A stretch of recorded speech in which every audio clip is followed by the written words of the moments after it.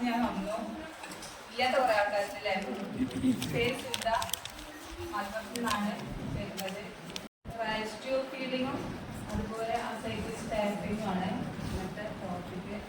നമ്മൾ ഫീൽഡിൽ ചെയ്യുന്ന കാര്യങ്ങളാണ്. നമുക്ക് ഒരുപാട് വർഷങ്ങളായിട്ട് ഫീൽഡിൽ ചെയ്തുകൊണ്ടിരിക്കുന്ന കാര്യങ്ങളാണ്. നമ്മളെല്ലാവരും ചെയ്യുന്ന ഒരു പ്രൊസീജിയർ അല്ലേ അല്ലേ? ഭക്ഷണം വെക്കാൻ കഴിയാം. ഒരുപാട് ആളുകൾ ഇട്ടിട്ടുണ്ടായിരിക്കും അല്ലേ? ഒരുപാട് രോഗികൾക്ക് നമ്മൾ റൈസ് ട്യൂബ് ഇട്ട് കൊടുത്തിട്ടുണ്ടായിരിക്കും. എന്താണ് റൈസ് ട്യൂബ്? ഭക്ഷണം ഇറക്കാൻ ബുദ്ധിമുട്ടുള്ള ആളുകൾക്കും ഭക്ഷണം കഴിക്കാൻ പറ്റാത്ത ആൾക്ക്, നമ്മുടെ ഫുഡ് എത്തിക്കാൻ വേണ്ടിയിട്ട്, പറ്റാത്ത ആൾക്ക് ഭക്ഷണം എത്തിക്കാൻ വേണ്ടിയിട്ട് ഒരു ട്യൂബ് അല്ലേ? ഭക്ഷണം കൊടുക്കുക എന്നുള്ളത് മാത്രമാണോ?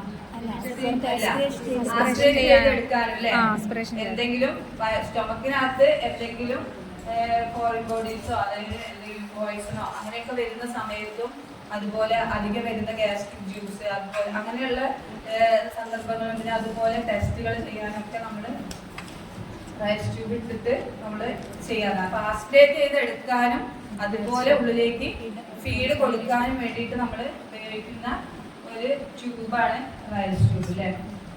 ഏതൊക്കെ സൈസ് ഉണ്ട്? 14, 16 ഉണ്ട്, 16, 16, 16 നമ്മളതേ കണ്ടുള്ളൂ. പീഡിയാട്രിക്സിന് കുട്ടികൾക്ക് വേറെ ഉണ്ടല്ലോ. എത്ര മുതലുണ്ട്? 6 മുതലുണ്ട് അല്ലേ? പിന്നെ 20 വരെ. 20 ഉള്ളൂ.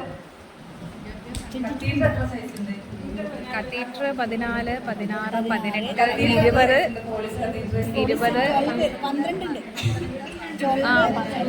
14, 16, 18, 20, 22. 6 മുതൽ 28 വരെ ഉണ്ട്. 6 മുതൽ 28 വരെ ഉണ്ട്. അതേപോലെ റൈസ് ട്യൂബും 6 മുതൽ 28 വരെ ഉണ്ട്. സാധാരണ നമ്മൾ ഉപയോഗിക്കുന്ന ഏതൊക്കെയാ? നമ്മൾ സാധാരണ ഉപയോഗിക്കുന്ന ഏതൊക്കെയാ? 16, 14 പീഡിയാട്രിക്കില് അല്ലേ? 10 ചിലപ്പോ ഇൻഫാന്റില് അല്ലേ? 8, 10 നമ്മള് റെയർ കേസിൽ അല്ലേ? നമുക്ക് അങ്ങനത്തെ കേസുകൾ കുറവായിരിക്കും അല്ലേ? നമുക്ക് കൂടുതൽ വോൾട്ടേജ് അതുപോലെയുള്ള കേസുകളാണ് നമ്മൾ കൂടുതൽ റൈസ് ട്യൂബ് ഇട്ട് പോകുന്ന കേസുകൾ. പക്ഷെ എന്നാലും ഇൻഫാന്റിലും അതുപോലെ പീഡിയാട്രിക്കിലൊക്കെ നമുക്ക് 8, 10 ഒക്കെ പ്രത്യേകിച്ചും സെറിബ്രൽ പാൾസി ഒക്കെ വന്ന് കിടക്കുന്ന കുട്ടികൾ, എനിക്കൊരു 8 വയസ്സായ കുട്ടിയുണ്ട്. ആ കുട്ടി സ്ഥിരമായിട്ട് 10ന്റെ ട്യൂബാണ് സ്ഥിരമായിട്ട് ഉപയോഗിച്ചുകൊണ്ടിരിക്കുക. അപ്പൊ അങ്ങനത്തെ ഒക്കെ റെയർ കേസുകൾ നമുക്ക് നമ്മളെ ഏരിയയിൽ ഉണ്ടാകും. അപ്പോൾ ആ രീതിയിലുള്ള ട്യൂബ് ഉപയോഗിക്കാം. പക്ഷെ സാധാരണയായിട്ട് നമ്മൾ ഉപയോഗിക്കുന്ന സൈസ് 14, 16, 18 ആണ് അല്ലേ ഉപയോഗിച്ചുകൊണ്ടിരിക്കുന്ന സൈസ്. ഇതിന്റെ കളർ അറിയോ? ഓറഞ്ച് ഉണ്ട്, പച്ച, 14 ഓറഞ്ച്,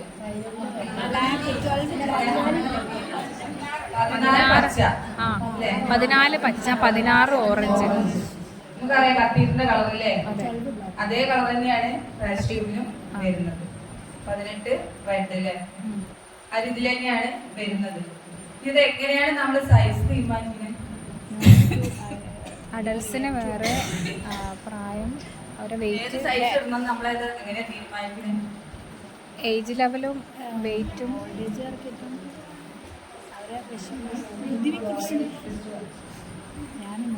ഏത് സൈസ്? അപ്പൊ നമുക്കൊരു പേഷ്യന്റ് റൈസ് ട്യൂബ് ഇടണം. ആ പേഷ്യന്റ് ഏത് സൈസാണ് നമ്മൾ എങ്ങനെ തീരുമാനിക്കുന്നത്? ഫസ്റ്റിലിട്ടാണെങ്കിൽ ചോദിക്കുന്നല്ല കേട്ടോ, നമ്മളെ അറിവുകൾ ഷെയർ ചെയ്യാണ്.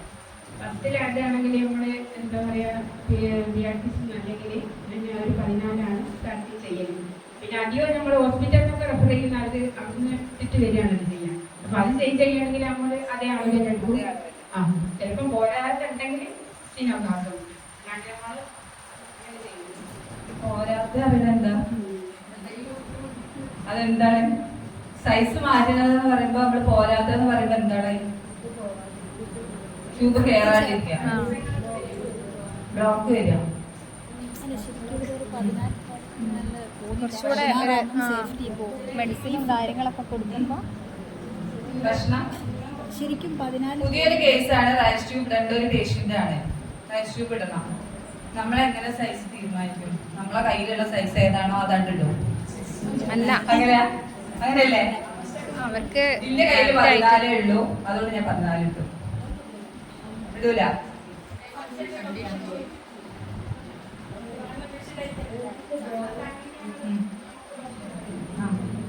അല്ലാതെ നമുക്കൊരു ഇതുണ്ടാവും, നമുക്കൊരു ഐഡിയ ഉണ്ടാവില്ല. നമ്മൾ കുറെ വർഷമായിട്ട് പാലിയേറ്റീവ് കെയറിൽ വർക്ക് ചെയ്യുന്ന നഴ്സുമാരല്ലേ, നമുക്കൊരു ഐഡിയ ഉണ്ടാവണ്ടേ?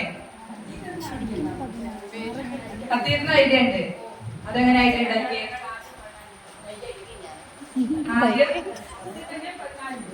അങ്ങനെയാണോ? അങ്ങനെയാണോ?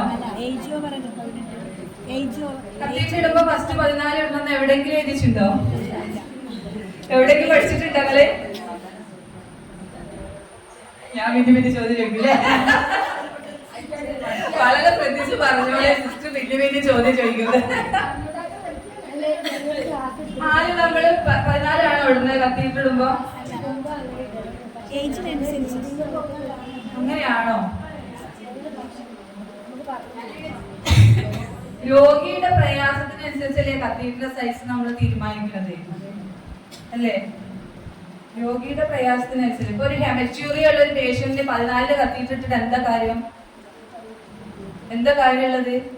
ഫസ്റ്റ് ടൈം ആണ് കത്തീരിടുന്നത്, ഹെമച്യൂറി ഉള്ള പേഷ്യന്റ് ആണ്. അവിടെ കൊണ്ട് 14 കത്തീരിട്ടിട്ട് ആ രോഗിക്ക് എന്തെങ്കിലും ഗുണമുണ്ടാവും? ഒന്നുമില്ല.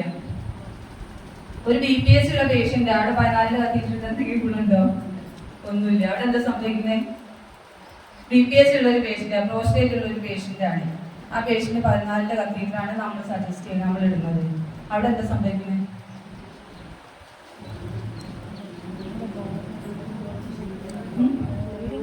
അവിടെ എന്താ സംഭവിക്കാം? BPH എന്താ? പ്രോസ്റ്റേറ്റ് അല്ലേ? പ്രോസ്റ്റേറ്റ് എല്ലാവരും ചെയ്യില്ല. ആ അവസ്ഥയിൽ എന്താണ് യൂറിത്രയിൽ സംഭവിക്കാം? യൂറിത്രയിൽ എന്താ സംഭവിക്കാം? തടസ്സം ഉണ്ടാവും അല്ലേ? അപ്പൊ എന്താണ്? ചെറിയ സൈസ് കത്തീറ്ററിടുമ്പോ എന്താണ് സംഭവിക്കുന്നത്? യൂറിത്ര ഒന്നും കൂടെ ചുരുങ്ങും അല്ലേ? ആ കത്തീറ്ററിന്റെ സൈസിലേക്ക് യൂറിത്ര ഒന്നും കൂടെ അത്രയും സൈസിലേക്ക് എന്ത് ചെയ്യും? പ്രോസ്റ്റേറ്റ് വീണ്ടും എല്ലാം ചെയ്യും. അപ്പൊ അടുത്ത പ്രാവശ്യം കത്തീറ്ററിടുമ്പോ പേഷ്യന്റ് ഭയങ്കര പെയിൻ ആയിട്ടുണ്ടാവും. സാധാരണ നമ്മൾ 16-18 സൈസാണ് പ്രോസ്റ്റേറ്റ് ഉള്ള കേസിൽ സാധാരണ നമ്മൾ ഇടാറ്, കത്തീറ്ററിടാറ്. കാരണം അവിടെ എപ്പോഴും ഒരു കോംപ്ലിക്കേഷൻ വരാനുള്ള, അതായത് യൂറിത്രന്റെ സ്ട്രക്ചർ ചുരുങ്ങാതിരിക്കുക എന്നുള്ളത് ഒരു കൺസെപ്റ്റാണ് നമ്മളുടെ, അല്ലെ?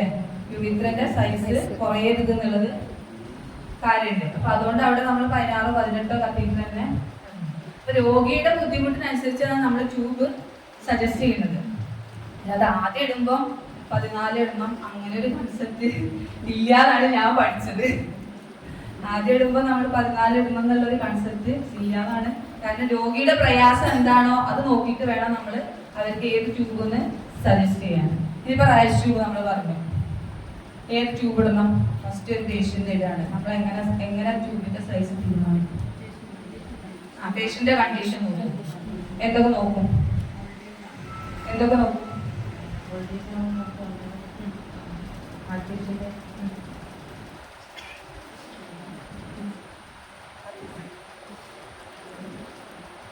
വോൾട്ടേജ് ആണോ നോക്കും? ഹാർട്ട് പേഷ്യന്റ് ആണോ നോക്കും? പിന്നെ എന്തൊക്കെ നോക്കും?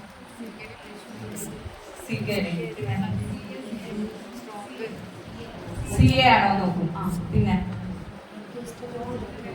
പേഷ്യന്റ് ഡയഗ്നോസിസ് നമ്മൾ നോക്കൂ അല്ലേ? പേഷ്യന്റ് എന്താണ് അസുഖം ഉള്ളതെന്ന് നമ്മൾ നോക്കും, അസസ് ചെയ്യും. പിന്നെ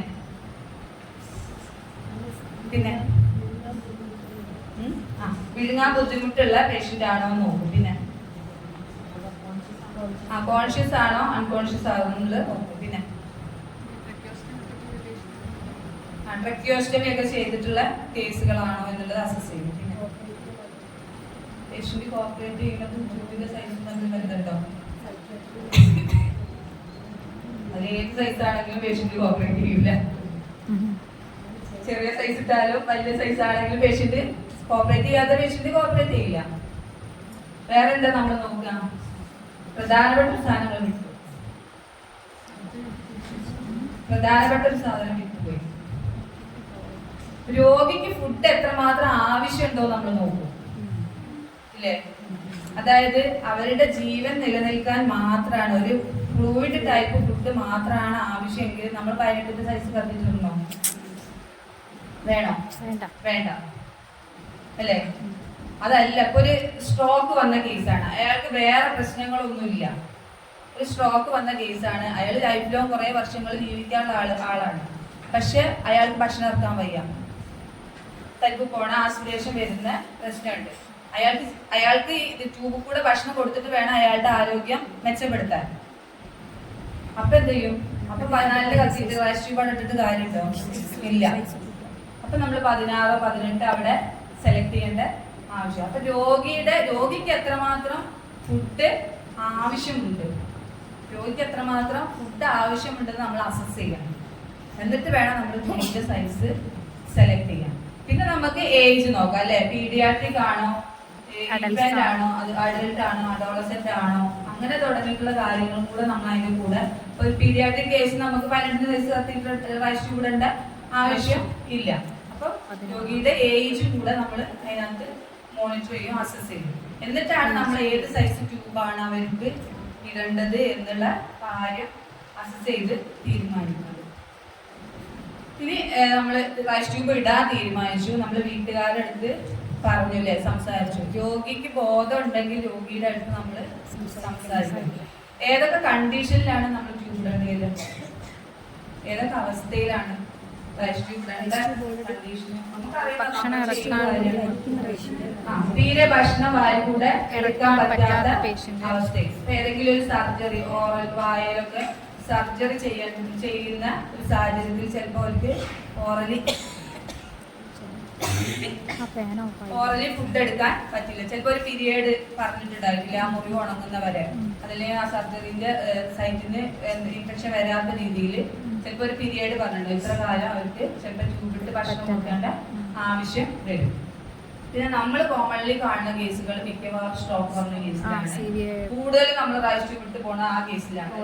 ആസ്പിരേഷൻ ന്യൂമോണിയ തടയാൻ വേണ്ടിയിട്ട് നമ്മൾ കൂടുതലും സ്ട്രോക്ക് വന്ന കേസുകളിൽ, കാരണം അയാൾക്ക് വേറെ പ്രശ്നങ്ങളൊന്നും ഉണ്ടായിരിക്കില്ല, ഇരിക്കുന്ന ആളായിരിക്കും, ചിലപ്പോൾ വേറെ ബുദ്ധിമുട്ടുകളൊന്നും ചിലപ്പോൾ ഉണ്ടായിരിക്കില്ല. പക്ഷെ റൈസ് ട്യൂബ് ഫീഡിങ് വേണ്ട ഒരു കണ്ടീഷൻ വരുന്നുണ്ട്. കാരണം ആസ്പിരേഷൻ ന്യൂമോണിയ എന്നുള്ളൊരു അവസ്ഥ തടയാൻ വേണ്ടിയിട്ട് നമുക്ക് ചിലപ്പോൾ കുറച്ചു കാലം അയാളെ ട്യൂബിൽ കൊണ്ടുപോകേണ്ടതായിട്ട് വരും. പിന്നെ ഓറൽ സി അല്ലേ, വായക്കകത്ത് ക്യാൻസർ വരുന്ന അവസ്ഥയിൽ അത് മോശമാകുന്ന അവസ്ഥ മുന്നേ തന്നെ ചിലപ്പോൾ ഡോക്ടേഴ്സ് എന്തെങ്കിലും സജസ്റ്റ് ചെയ്യും അല്ലേ, റൈസ് ട്യൂബ് ഫീഡിങ് സജസ്റ്റ് ചെയ്യും. കാരണം ഓറൽ സി ചിലപ്പോൾ എന്താവും, ഇവിടെയൊക്കെ പോയിട്ടുണ്ടാവും അല്ലേ, കംപ്ലീറ്റ് പോകുന്ന ചീപ്പിലൊക്കെ വന്ന് ചിലപ്പോൾ മുഴുവനായിട്ടും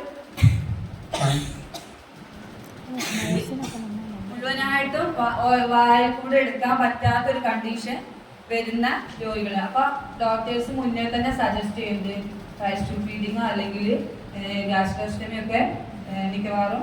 കാരണം പേഷ്യന്റിന് വേറെ അവരുടെ ജീവന് വേറെ പ്രശ്നങ്ങളൊന്നും ഉണ്ടായിരിക്കില്ല. ക്യാൻസർ എന്നുള്ള അസുഖം ഉണ്ടോ, കാരണം നമുക്കറിയില്ലേ ഓറൽ ക്യാൻസർ ഒക്കെ ഒരുപാട് കാലം ജീവിച്ചു പോകുന്ന ആളുകളുണ്ട് അല്ലേ.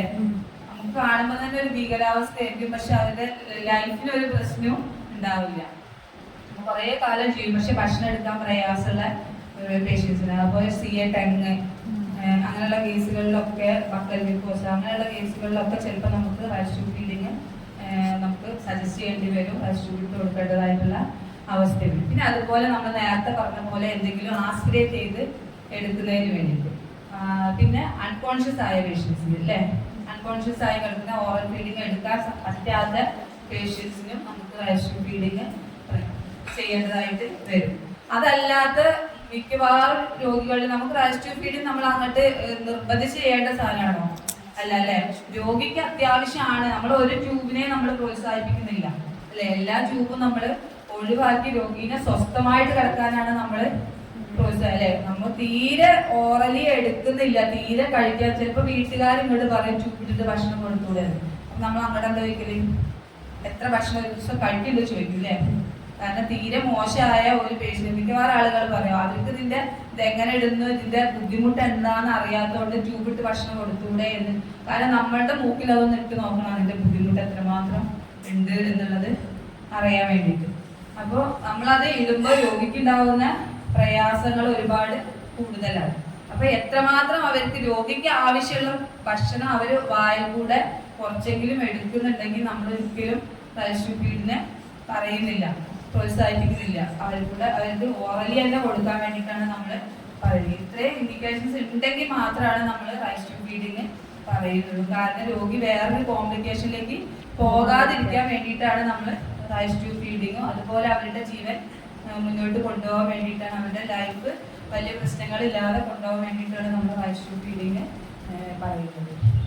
ഇനി അപ്പൊ നമ്മള് എന്തൊക്കെ കണ്ടീഷനിലാണ് റൈസ് ട്യൂബ് ഇടേണ്ടി വരുന്നത്, റൈസ് ട്യൂബിന്റെ സൈസ് എങ്ങനെയാണ് തീരുമാനിക്കുക, ഇനി എങ്ങനെയാണ് എന്തൊക്കെ സാധനങ്ങൾ വേണം റൈസ് ട്യൂബ് ഫീഡിങ്, നമ്മൾ റൈസ് ട്യൂബ് ഇടുമ്പോൾ എന്തൊക്കെ സാധനങ്ങൾ വേണം. എന്തൊക്കെ സാധനങ്ങൾ വേണം, നമ്മൾ ചെയ്യുന്ന സാധനങ്ങളാണ്, നിങ്ങൾ ചെയ്യുന്ന കാര്യങ്ങളൊന്നും ഉറപ്പ് പറഞ്ഞാൽ തീരുമാനിച്ച സൈസ് റൈസ് ട്യൂബ് അല്ലേ. നമ്മൾ ഏതാണോ രോഗിക്ക് ഇടേണ്ടതെന്ന് നമ്മൾ സെലക്ട് ചെയ്ത റൈസ് ട്യൂബ്. പിന്നെ ഗ്ലൗസ് വേണം, സ്റ്റെറൈൽ ഗ്ലൗസ്. അതിന് മുന്നേ ഞാൻ ചോദിക്കട്ടെ, റൈസ് ട്യൂബ് ഇടുന്ന ഇൻസേർഷൻ സ്റ്റെറൈൽ പ്രൊസീജിയർ ആണോ ക്ലീൻ പ്രൊസീജിയർ ആണോ? Clean procedure. ആദ്യം അല്ലായിരുന്നു സ്റ്റെറൈൽ മാറ്റിയിട്ടുണ്ട്. കാരണം നമ്മളൊരു പ്രൊഫഷണൽസ് ആണ്, നമ്മൾ ചെയ്യുന്ന നമ്മളുടെ പരമാവധി രോഗിക്ക് ഇൻഫെക്ഷൻ ഉണ്ടാവരുത് എന്നാണ് നമ്മുടെ കൺസെപ്റ്റ് അല്ലേ. നമ്മളെ കൺസെപ്റ്റ് രോഗിക്ക് ഇൻഫെക്ഷൻ ഉണ്ടാകരുത് എന്നുള്ളതാണ്. നമ്മള് കാരണം അതൊരു നമുക്കൊരു സ്റ്റെറൈൽ ചെയ്യുന്നതിന് എന്താ പ്രയാസം? ഒരു പ്രയാസമില്ല അല്ലേ. നമ്മൾ ബാക്കി എല്ലാ പ്രൊസീജിയറും സ്റ്റെറൈൽ ചെയ്യുന്നുണ്ടെങ്കിൽ റൈസ് ട്യൂബ് മാത്രം സ്റ്റെറൈൽ ചെയ്യാൻ നമുക്ക് പ്രയാസം? ഒരു പ്രയാസമില്ല. അപ്പൊ നമ്മൾ ചെയ്യുന്ന പ്രൊസീജിയർ രോഗിക്ക് ബുദ്ധിമുട്ടുണ്ടാക്കരുത്, അവർക്കൊരു ഇൻഫെക്ഷനെ നമ്മൾ അങ്ങോട്ടേക്ക് കൊടുക്കരുത്. കാരണം നമ്മൾ അത് അവിടെ ഇവിടെയൊക്കെ തൊട്ട് അത് മൂക്കിലൂടെ കയറ്റി ഉള്ളിലേക്ക് ഇൻസൈഡ് എങ്ങനെ എന്തെങ്കിലും ഒരു ചെറിയ അണുബാധ ഉണ്ടെങ്കിൽ രോഗിക്ക് അത് ബുദ്ധിമുട്ട് ഉണ്ടാകും. അപ്പൊ അതുകൊണ്ട് നമ്മളൊരു പ്രൊഫഷണലാണ്, നഴ്സിംഗ് പഠിച്ച ആളുകളാണ്. അതുകൊണ്ട് നമ്മൾ എന്ത് പ്രൊസീജിയർ ചെയ്യുമ്പോഴും നമ്മളിപ്പോ വൂണ്ട് കെയർ ക്ലീൻ പ്രൊസീജിയർ, നമ്മൾ വീട്ടുകാരെ ക്ലീൻ പ്രൊസീജിയർ ആണ് നമ്മൾ പഠിച്ചത്. പക്ഷെ നമ്മൾ ചെയ്യുമ്പോൾ ക്ലീൻ പ്രൊസീജിയറിലാണ് നമ്മൾ ചെയ്യുന്നത്, നമ്മൾ സ്റ്റെറൈൽ പ്രൊസീജിയറിൽ തന്നെയല്ലേ ചെയ്യുന്നത് അല്ലേ. അപ്പൊ നമ്മൾ ചെയ്യുമ്പോൾ നമ്മൾ അത് കൃത്യമായിട്ട് സ്റ്റെറൈൽ പ്രൊസീജിയറിൽ തന്നെ ചെയ്യാം. ഇത്ര മാത്രമേ ഉള്ളൂ അതിനകത്ത്. രോഗിക്ക് ഒരു ബുദ്ധിമുട്ട് നമ്മൾ കാരണം ഉണ്ടാവരുത്, ഒരു അണുബാധ രോഗിക്ക് നമ്മൾ കാരണം ഉണ്ടാവരുത്. അതാണ് അതിൽ ശരിക്കും നമ്മൾ ശ്രദ്ധിക്കേണ്ട കാര്യം. അപ്പൊ നമ്മൾ സ്റ്റെറൈൽ പ്രൊസീജിയറിൽ തന്നെയാണ് ചെയ്യുന്നത്. അപ്പൊ നമ്മൾ എന്ത് ചെയ്യണം? സ്റ്റെറൈൽ ഗ്ലൗസ് വേണം, പിന്നെ ജെല്ലി വേണം, ജെല്ലി വേണം, 50 ml സിറിഞ്ച്, 50 ml സിറിഞ്ച് വേണം, 20 അല്ലെങ്കിൽ 5 ml എന്തിനാ? 5 ml എന്തിനാ?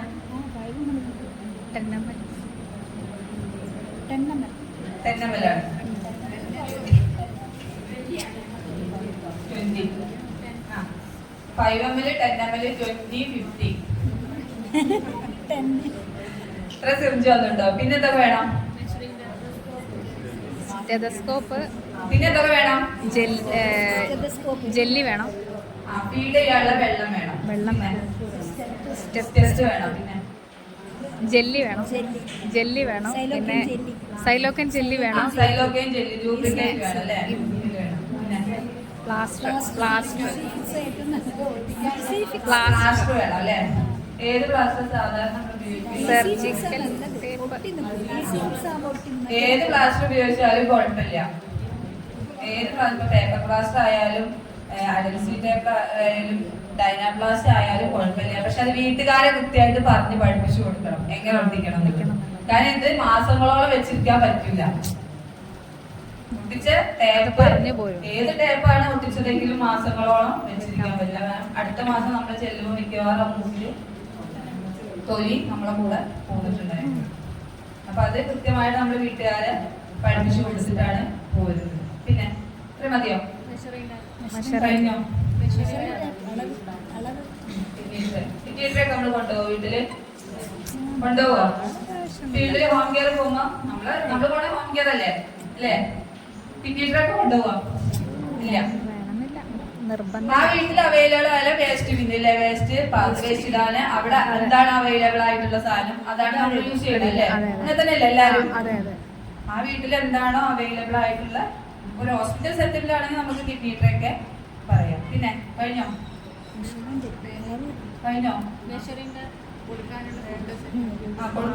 വെള്ളം പറഞ്ഞു കൊടുക്കാനുള്ള വെള്ളം എടുത്ത് വെക്കാം. ഞാൻ പറയാം. റൈസ് ട്യൂബ് നമ്മള് സൈസ് തീരുമാനിച്ച് എടുത്തു വെച്ച Ryle's tube, gloves, sterile gloves, ലൂബ്രിക്കന്റിന് സൈലൊക്കെ ജെല്ലി, പ്ലാസ്റ്റർ വെക്കാൻ പ്ലാസ്റ്റർ, കൊടുക്കാനുള്ള വെള്ളം, സിറിഞ്ച്, സ്റ്റെപ്പ്, പിന്നെ ഇടാനുള്ള വേസ്റ്റ് പാത്രം. ഇത്രയും മതിയോ? ഇത്രയും മതിയോ? മതിയോ? നിങ്ങൾ ഇടുന്ന പ്രൊസീജിയർ ആലോചിക്കുക, നിങ്ങൾ ചെയ്യുന്ന പ്രൊസീജിയർ ആലോചിക്കുക. അപ്പൊ എന്തൊക്കെ വേണമെന്നുള്ളത് ഒന്നും കൂടെ കിട്ടും. വെള്ളം പറഞ്ഞു. ബോസ് വേണം, ട്രേ വേണം, പിന്നെ നിങ്ങൾ റൈസ് കൂടെ ഉണ്ടാവും. ഇട്ടിട്ട് എങ്ങനെയാണ് പ്രൊസീജിയറിൽ എന്തൊക്കെ സാധനങ്ങൾ എടുത്തു വെക്കും? ഇത് ഫസ്റ്റ്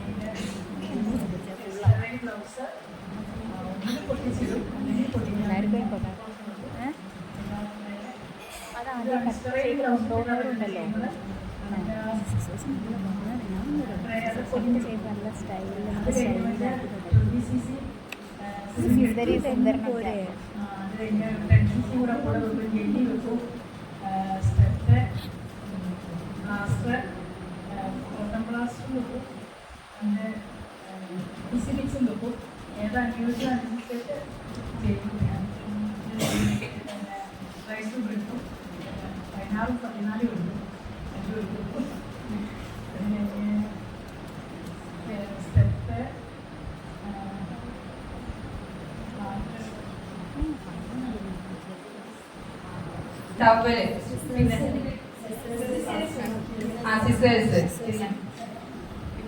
എല്ലാരും പ്രൊസീജിയർ ചെയ്തോരല്ലേ? റൈസ് ട്യൂബ് ഇടാത്ത ആരെങ്കിലും ഉണ്ടതില്? ഉണ്ടാ? റൈസ് ട്യൂബ് ഇടാത്ത ഒരു പേഷ്യന്റ് പോലും റൈസ് ട്യൂബ് ഇട്ടിട്ടില്ല എന്നുള്ള ആരെങ്കിലും ഉണ്ടതില്? ഒരാള്. പിന്നെ ഇടാൻ സാഹചര്യം ഇല്ലാഞ്ഞിട്ടാണോ അല്ലെങ്കിൽ പേടിയായിട്ടാണോ? എന്താണ്? ഫോഴ്സ് ചെയ്തില്ല, പോയിട്ടുണ്ട്. അതാ ഞാൻ പിന്നെ ഇങ്ങനെ ചോദിച്ചോണ്ടിരിക്കുന്നത്.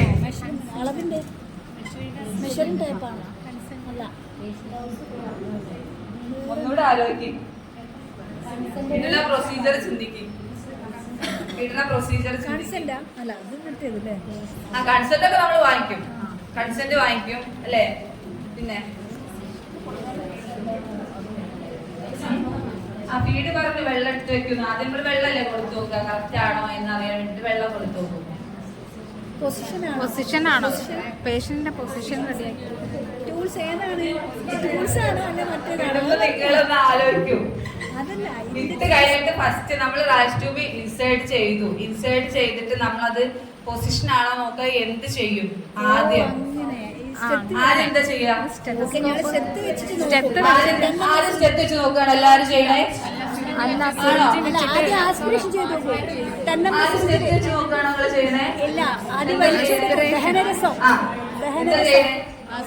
ഒരു ബൗളില് വെള്ളം എടുത്ത് വെക്കൂലേ? നമ്മളതിൽ ബബിൾസ് വരുന്നുണ്ടോ നോക്കും. ഇല്ലേ? അതെടുത്ത് വെച്ചോ? ഇല്ല. നമ്മളൊരു പ്രൊസീജിയർ ചെയ്യുമ്പോ എല്ലാ സാധനങ്ങളും കറക്റ്റ് എടുത്ത് വെക്കണ്ടേ? അന്നേരം എടുത്ത് കഴിഞ്ഞിട്ട് ബൗളിൽ വെള്ളം എടുത്തോളി പറഞ്ഞിട്ട് ഓടാൻ പറ്റുമോ? ആ വെള്ളത്തിലിട്ട് വെക്കാൻ പറ്റുമോ ഇത്? അത് നമ്മള് ഫീഡ് എടുക്കാനുള്ള വെള്ളല്ലേ? നോക്കാറുണ്ട്. ബബിൾസ് വരുന്നുണ്ടോ നമ്മൾ നോക്കാറുണ്ട്. കാരണം നമുക്കറിയില്ല, ചിലപ്പോ പേഷ്യന്റ് അൺകോൺഷ്യസ് ആയിരിക്കും. അൺകോൺഷ്യസ് ആണെങ്കിൽ റിയാക്ട് ചെയ്യൂല. പേഷ്യന്റെ കണ്ടീഷൻ എന്താ നമുക്കറിയില്ല.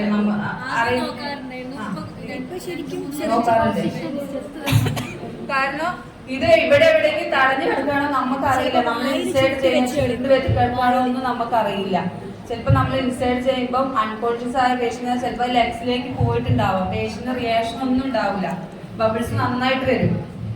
പക്ഷെ നമ്മൾ ആ വെള്ളം അതിനകത്തേക്ക് കുറെ ഇൻസേർട്ട് ചെയ്ത് ജസ്റ്റ് ഒന്ന് വെച്ച് നോക്കുന്ന മാത്രമേ ഉള്ളൂ.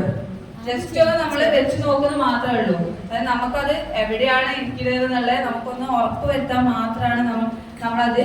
കാരണം നമ്മൾ ഫസ്റ്റ് തന്നെ എയർ ഒരു ഫോഴ്സിൽ അങ്ങോട്ട് പുഷ് ചെയ്യുമ്പോൾ പേഷ്യന്റ് ചിലപ്പോൾ അത് ബുദ്ധിമുട്ട്. കാരണം ഒരു അൺകോൺഷ്യസ് ഒക്കെ ആയി കിടക്കുന്ന പേഷ്യന്റ് ആണെങ്കിൽ ഒരു 20 ml എയർ ഒറ്റയടിക്ക് അങ്ങോട്ട് പുഷ് ചെയ്യുമ്പോൾ പേഷ്യന്റിന് ചിലപ്പോൾ ബുദ്ധിമുട്ട് ഉണ്ടാക്കാം.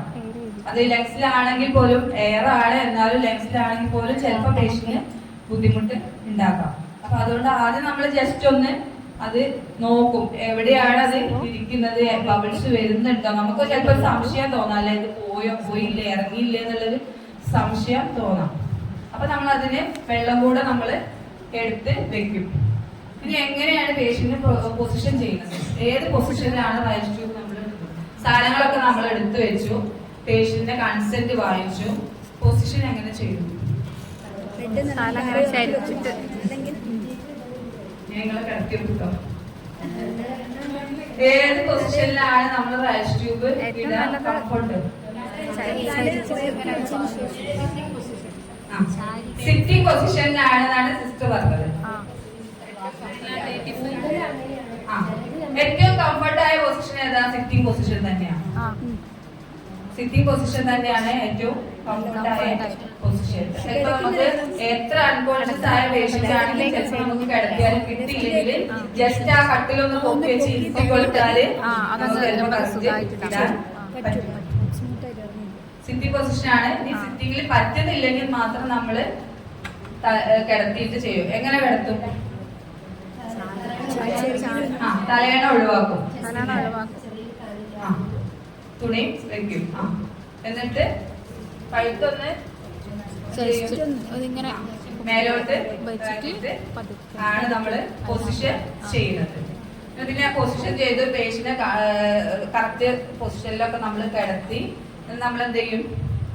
അടുത്തെന്താ നമ്മൾ ചെയ്യാം? നമ്മൾ ഹാൻഡ് വാഷ് ചെയ്യൂലേ? ഹാൻഡ് വാഷ് ചെയ്യും. എങ്ങനെ ഹാൻഡ് വാഷ് ചെയ്യുന്നത്?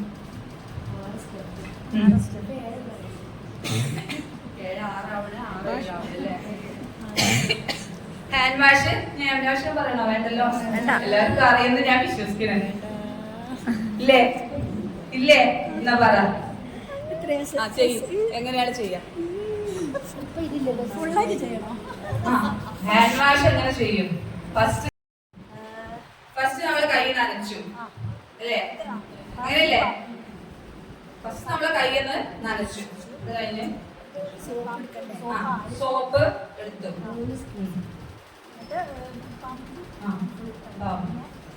ഫിംഗേഴ്സിന്റെ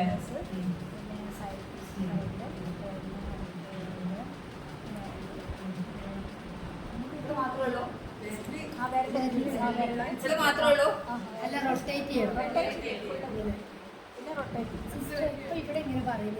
ഇത് ഇങ്ങനെ ചെയ്യുമ്പോ ഇത് മാത്രമേ ഉള്ളൂ? എവിടെ വരെ? അവിടെ വരെ ഉള്ളൂ? അവിടെ വരെ ഉള്ളൂ? കാരണം ഈ ജോയിന്റ്സിലൊക്കെ അണുക്കളിരിക്കാനുള്ള സാധ്യത. ഇത് ജസ്റ്റ് നമ്മൾ ഇങ്ങനെ ചെയ്ത്, ഇതിന്റെ ഉദ്ദേശം എന്താ? നമ്മുടെ ഈ ടിപ്പ് ക്ലീൻ ചെയ്യണം, അതുപോലെ നമ്മളുടെ ഈ പോയിന്റ്സ്, ഈ മടക്കുകൾ ഉണ്ടല്ലോ, ഇത് ക്ലീൻ. നമ്മൾ ഇങ്ങനെ ചെയ്യുമ്പോഴൊന്നും ഈ മടക്കുകൾ ക്ലീൻ ആവണില്ല, ഇല്ല. അപ്പൊ നമ്മൾ ഇത് ചെയ്യുമ്പോൾ നമ്മുടെ ഉദ്ദേശം എന്താ? ഈ ടിപ്പും ക്ലീൻ ആവണം, അതുപോലെ നമ്മുടെ വിരലുകളുടെ മടക്കുകളും ക്ലീൻ ആവണം. അതായത് ഓരോ മടക്ക് നമ്മളിങ്ങനെ മടക്കുമ്പോ കണ്ടില്ലേ, ഓരോ മടക്ക് വരുന്നത് കണ്ടില്ലേ, ആ ഒരു പാർട്ട് മുഴുവനും ക്ലീൻ ആവണം. അങ്ങനെയാണ് ചെയ്യേണ്ടത്.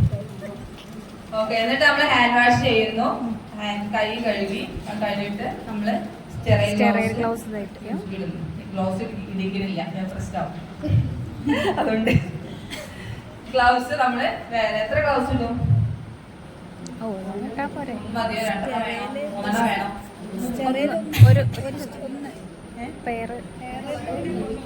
ഒരു കയ്യിലൊന്ന്, ഒരു കയ്യിലൊന്ന്. ക്ലിനിക്കിന്റെ സാമ്പത്തിക സ്ഥിതി അനുസരിച്ചാണ് ഗ്ലൗസ് ഇടാറ്. അത് കൊണ്ട് കോമഡി ആയിട്ട്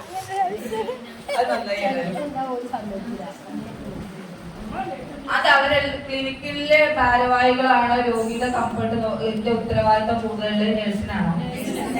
നഴ്സിനാണോ? ക്ലിനിക്കിന്റെ ഭാരവാഹിക്കാണോ രോഗിയുടെ ഉത്തരവാദിത്തം? ഇനി നമ്മൾ എന്താ ചെയ്യുന്നത്? അടുത്ത സ്റ്റെപ്പ് ഞാൻ ഓരോ ആ സ്റ്റെപ്പ് വൈസ് ആയിട്ടാ പറയണത്. ഇനി അടുത്തത് എന്ത് ചെയ്യും? മെഷർമെന്റ് എടുക്കും. മെഷർമെന്റ് എടുക്കുന്നതിന് മുന്നേ എന്തെങ്കിലും ചെയ്യോ? ആ, ഏത് നോസിലാണ് നമ്മള് ചെയ്യുന്നതെന്നുള്ളത്, ഏത് നോസിലാണ് നമ്മൾ വാഷ് ട്യൂബ് ഇടേണ്ടത് എന്നുള്ളത് സെലക്ട് ചെയ്യും അല്ലേ? അതെങ്ങനെ? ഏതെങ്കിലും റൈറ്റ് ലെഫ്റ്റ് ഏതെങ്കിലും ആവട്ടെ എന്ന് വിചാരിക്കും അല്ലേ? എങ്ങനെ അറിയും ഏതാണ് കുറച്ചും കൂടെ സ്യൂട്ടബിൾ? ലെഫ്റ്റ് ആയിരിക്കും.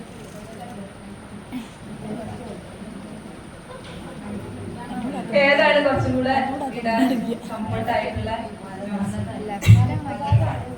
വലതാണ്. പിന്നെ നമ്മൾ എന്തൊക്കെ നോക്കും? എന്തെങ്കിലും പോളിപ്സ് ഉണ്ടോ? പിന്നെ എന്തൊക്കെ നോക്കും നമ്മള്? രോമം നോക്കും. മൂക്കിനകത്ത് എന്തെങ്കിലും തടസ്സങ്ങൾ ഉണ്ടോ എന്ന് നോക്കും അല്ലെ? മ്യൂക്കസ് വന്ന് അടഞ്ഞിട്ടുണ്ടോ നോക്കും അല്ലെ? ഇതൊക്കെ നോക്കും അല്ലെ? ഇതെല്ലാം നോക്കണ്ടേ? ഇതൊക്കെ എപ്പോ നോക്കണം? കൈ കഴുകണതിന്റെ മുന്നേ നോക്കി ഉറപ്പ് വരുത്തണം അല്ലെ? എന്തെങ്കിലും പ്രശ്നങ്ങൾ ഉണ്ടോ, മൂക്കിനകത്ത് എന്തെങ്കിലും പ്രശ്നങ്ങൾ ഉണ്ടോ? രോഗിനെ പൊസിഷൻ ചെയ്യുമ്പോ തന്നെ നമ്മൾ ഇതെല്ലാം നോക്കണം. പൊസിഷൻ ചെയ്യുന്ന കൂടെ തന്നെ ഇതെല്ലാം നോക്കണം. ഏത് നോസിലാണ് നമ്മൾ ഇടേണ്ടതെന്ന് കറക്റ്റ്. ചിലപ്പോ മൂക്കിന്റെ ഇതൊക്കെ വളഞ്ഞിട്ടുണ്ടായിരിക്കും, ദശ വന്ന് അടഞ്ഞിട്ടുണ്ടായിരിക്കും. അപ്പൊ നമ്മള് നെക്സ്റ്റ് എടുത്ത് നമ്മള് സെലക്ട് ചെയ്യേണ്ടി വരും. അങ്ങനെ നമ്മള് നോസൊക്കെ സെലക്ട് ചെയ്തു, ഹാൻഡ് വാഷ് ചെയ്തു, ഗ്ലൗസ് ഇട്ടു. ഇനി നമ്മള് പ്രൊസീജിയറിലേക്ക് കടക്കുകയാണ്. അപ്പൊ നമ്മളെങ്ങനെ ബൈസ്റ്റാൻഡർ ഉണ്ടാവില്ലേ, അല്ലെ നമ്മളെ കൂടുതലുള്ള ആളുകൾ ഉണ്ടാവും. എങ്ങനെ രോഗിയെ പിടിക്കണോ? പിടിക്കണോ? തലയൊക്കെ സപ്പോർട്ട് ചെയ്ത് പിടിക്കണം അല്ലേ? ചിലപ്പോ കൈയൊക്കെ പിടിക്കേണ്ടി വരും അല്ലേ? കാരണം പേഷ്യന്റ് നല്ല ബുദ്ധിമുട്ടായിരിക്കും. റൈസ് ട്യൂബ് ഇടുമ്പോ തന്നെ പേഷ്യന്റിന് നല്ല പ്രയാസമായിരിക്കും. കാരണം നമുക്കറിയാം ഒരു ജലദോഷം പിടിച്ചാലുള്ള നമ്മുടെ അവസ്ഥ എന്താന്നുള്ളത് നമുക്കറിയാം അല്ലേ? ജലദോഷം പിടിച്ചാൽ നമ്മുടെ അവസ്ഥ എന്താന്നുള്ളത് നമുക്കറിയാം. തുമ്മി മൂക്ക് ചൊറിഞ്ഞ് മുറിവാകും അല്ലെ? ആ ഒരു അവസ്ഥയാകും. അവിടേക്കാണ് നമ്മൾ ഒരു ട്യൂബിനെ കുത്തി കയറ്റി ഇട്ട് വെക്കുന്നത്. രോഗിക്ക് എത്രമാത്രം സുഖം ഉണ്ടാവും? നല്ല പ്രയാസമായിരിക്കും രോഗിയെ സംബന്ധിച്ച് ഉണ്ടാവുക. ഒരിക്കലും അവര് കോപ്പറേറ്റ് ചെയ്യില്ല അല്ലെ? ട്യൂബ് ഇടാന് കോപ്പറേറ്റ് ചെയ്യാൻ പ്രയാസം. എത്ര സഹകരിക്കുന്ന ആളാണെങ്കിൽ ഒന്ന് സ്ട്രഗിൾ ചെയ്യും അല്ലെ? ഒന്ന് സ്ട്രഗിൾ ചെയ്യും അവര്. അപ്പൊ നമ്മൾ എന്ത് ചെയ്യണം? ഒന്ന് സപ്പോർട്ട് ചെയ്ത് അവരെ പിടിക്കണം. പേഷ്യന്റ് കോൺഷ്യസ് ആണെങ്കിൽ കോൺഷ്യസ് ആണെങ്കിലും അൺകോൺഷ്യസ് ആണെങ്കിലും നമ്മൾ എന്ത് ചെയ്യണം? ചിലപ്പോൾ ഉള്ളിൽ അവരെ അറിയുന്നുണ്ടായിരിക്കും, ട്യൂബ് ഇടുന്നുണ്ടെന്നുള്ളത് അറിയുന്നുണ്ടായിരിക്കും. നമ്മൾ അവരുടെ പറയണം അല്ലെ? എന്താണ് നമ്മൾ ചെയ്യാൻ പോകുന്നത് എന്നുള്ളത് പറയണം. ഭക്ഷണം ഇറക്കാൻ പറ്റാത്തതുകൊണ്ട് ട്യൂബ് ഇടുകയാണ് എന്നുള്ള കാര്യം വീട്ടുകാര് രോഗിയെ നമ്മൾ പറഞ്ഞ് മനസ്സിലാക്കി ബോധ്യപ്പെടുത്തി കൊടുക്കണം. അത് കഴിഞ്ഞ് നമ്മള് ട്യൂബ് എടുത്തു അല്ലെ? ട്യൂബ് എങ്ങനെ അളവ് കണക്കാക്കും? ട്യൂബിന്റെ മുഴുവൻ നീളം കിട്ടുമോ? എത്രയാണ് ഒരു ട്യൂബിന്റെ നീളം? റൈസ് ട്യൂബിന്റെ നീളം എത്രയാ? സൈസ് നമ്മൾ പറഞ്ഞില്ലേ 6 മുതൽ 28 വരെ നീളം എത്രയാ? 50 to 60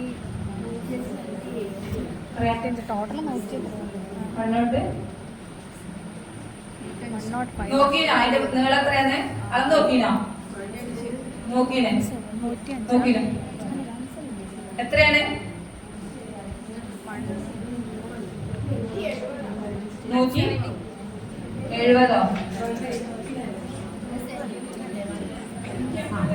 155 സെന്റിമീറ്റർ ആണ്. 105 ആണ്. ഇനി ഒന്ന് റൈസ് പോയിട്ട് അളന്ന് നോക്കട്ടോ എത്ര ഉണ്ടെന്ന്. കവറിന്റെ മുകളിലുണ്ട്, അത് നമ്മൾ ശ്രദ്ധിക്കായിട്ടാ. നമ്മളാ കവർ നോക്കൂല, അത് പൊട്ടിക്കണോ എടുക്കണല്ലേ. അതിന്റെ മുകളിൽ എത്ര സൈസ് ഉണ്ടോന്നും നമ്മള് നോക്കണ പരിപാടിയൊന്നുമില്ല. ഇങ്ങനെ ഓരോരുത്തർ ചോദിക്കുമ്പോഴാണ് നമുക്കൊരു കൺഫ്യൂഷൻ. എത്ര ഉണ്ടായിരുന്നു, അത്ര ഉണ്ടോ അല്ലേ? അപ്പൊ 105 സെന്റിമീറ്റർ ആണ് ഒരു റൈസ് ട്യൂബിന്റെ നീളം. ഈ 105 സെന്റിമീറ്റർ നമ്മൾ ഇൻസേർട്ട് ചെയ്യോ? എങ്ങനെയാണ് അളവ് കണക്കാക്കുന്നത്? 50 to 60 വരെ ഹൈറ്റിനനുസരിച്ച്. പിന്നെ മെഷർ എങ്ങനെ എടുക്കും?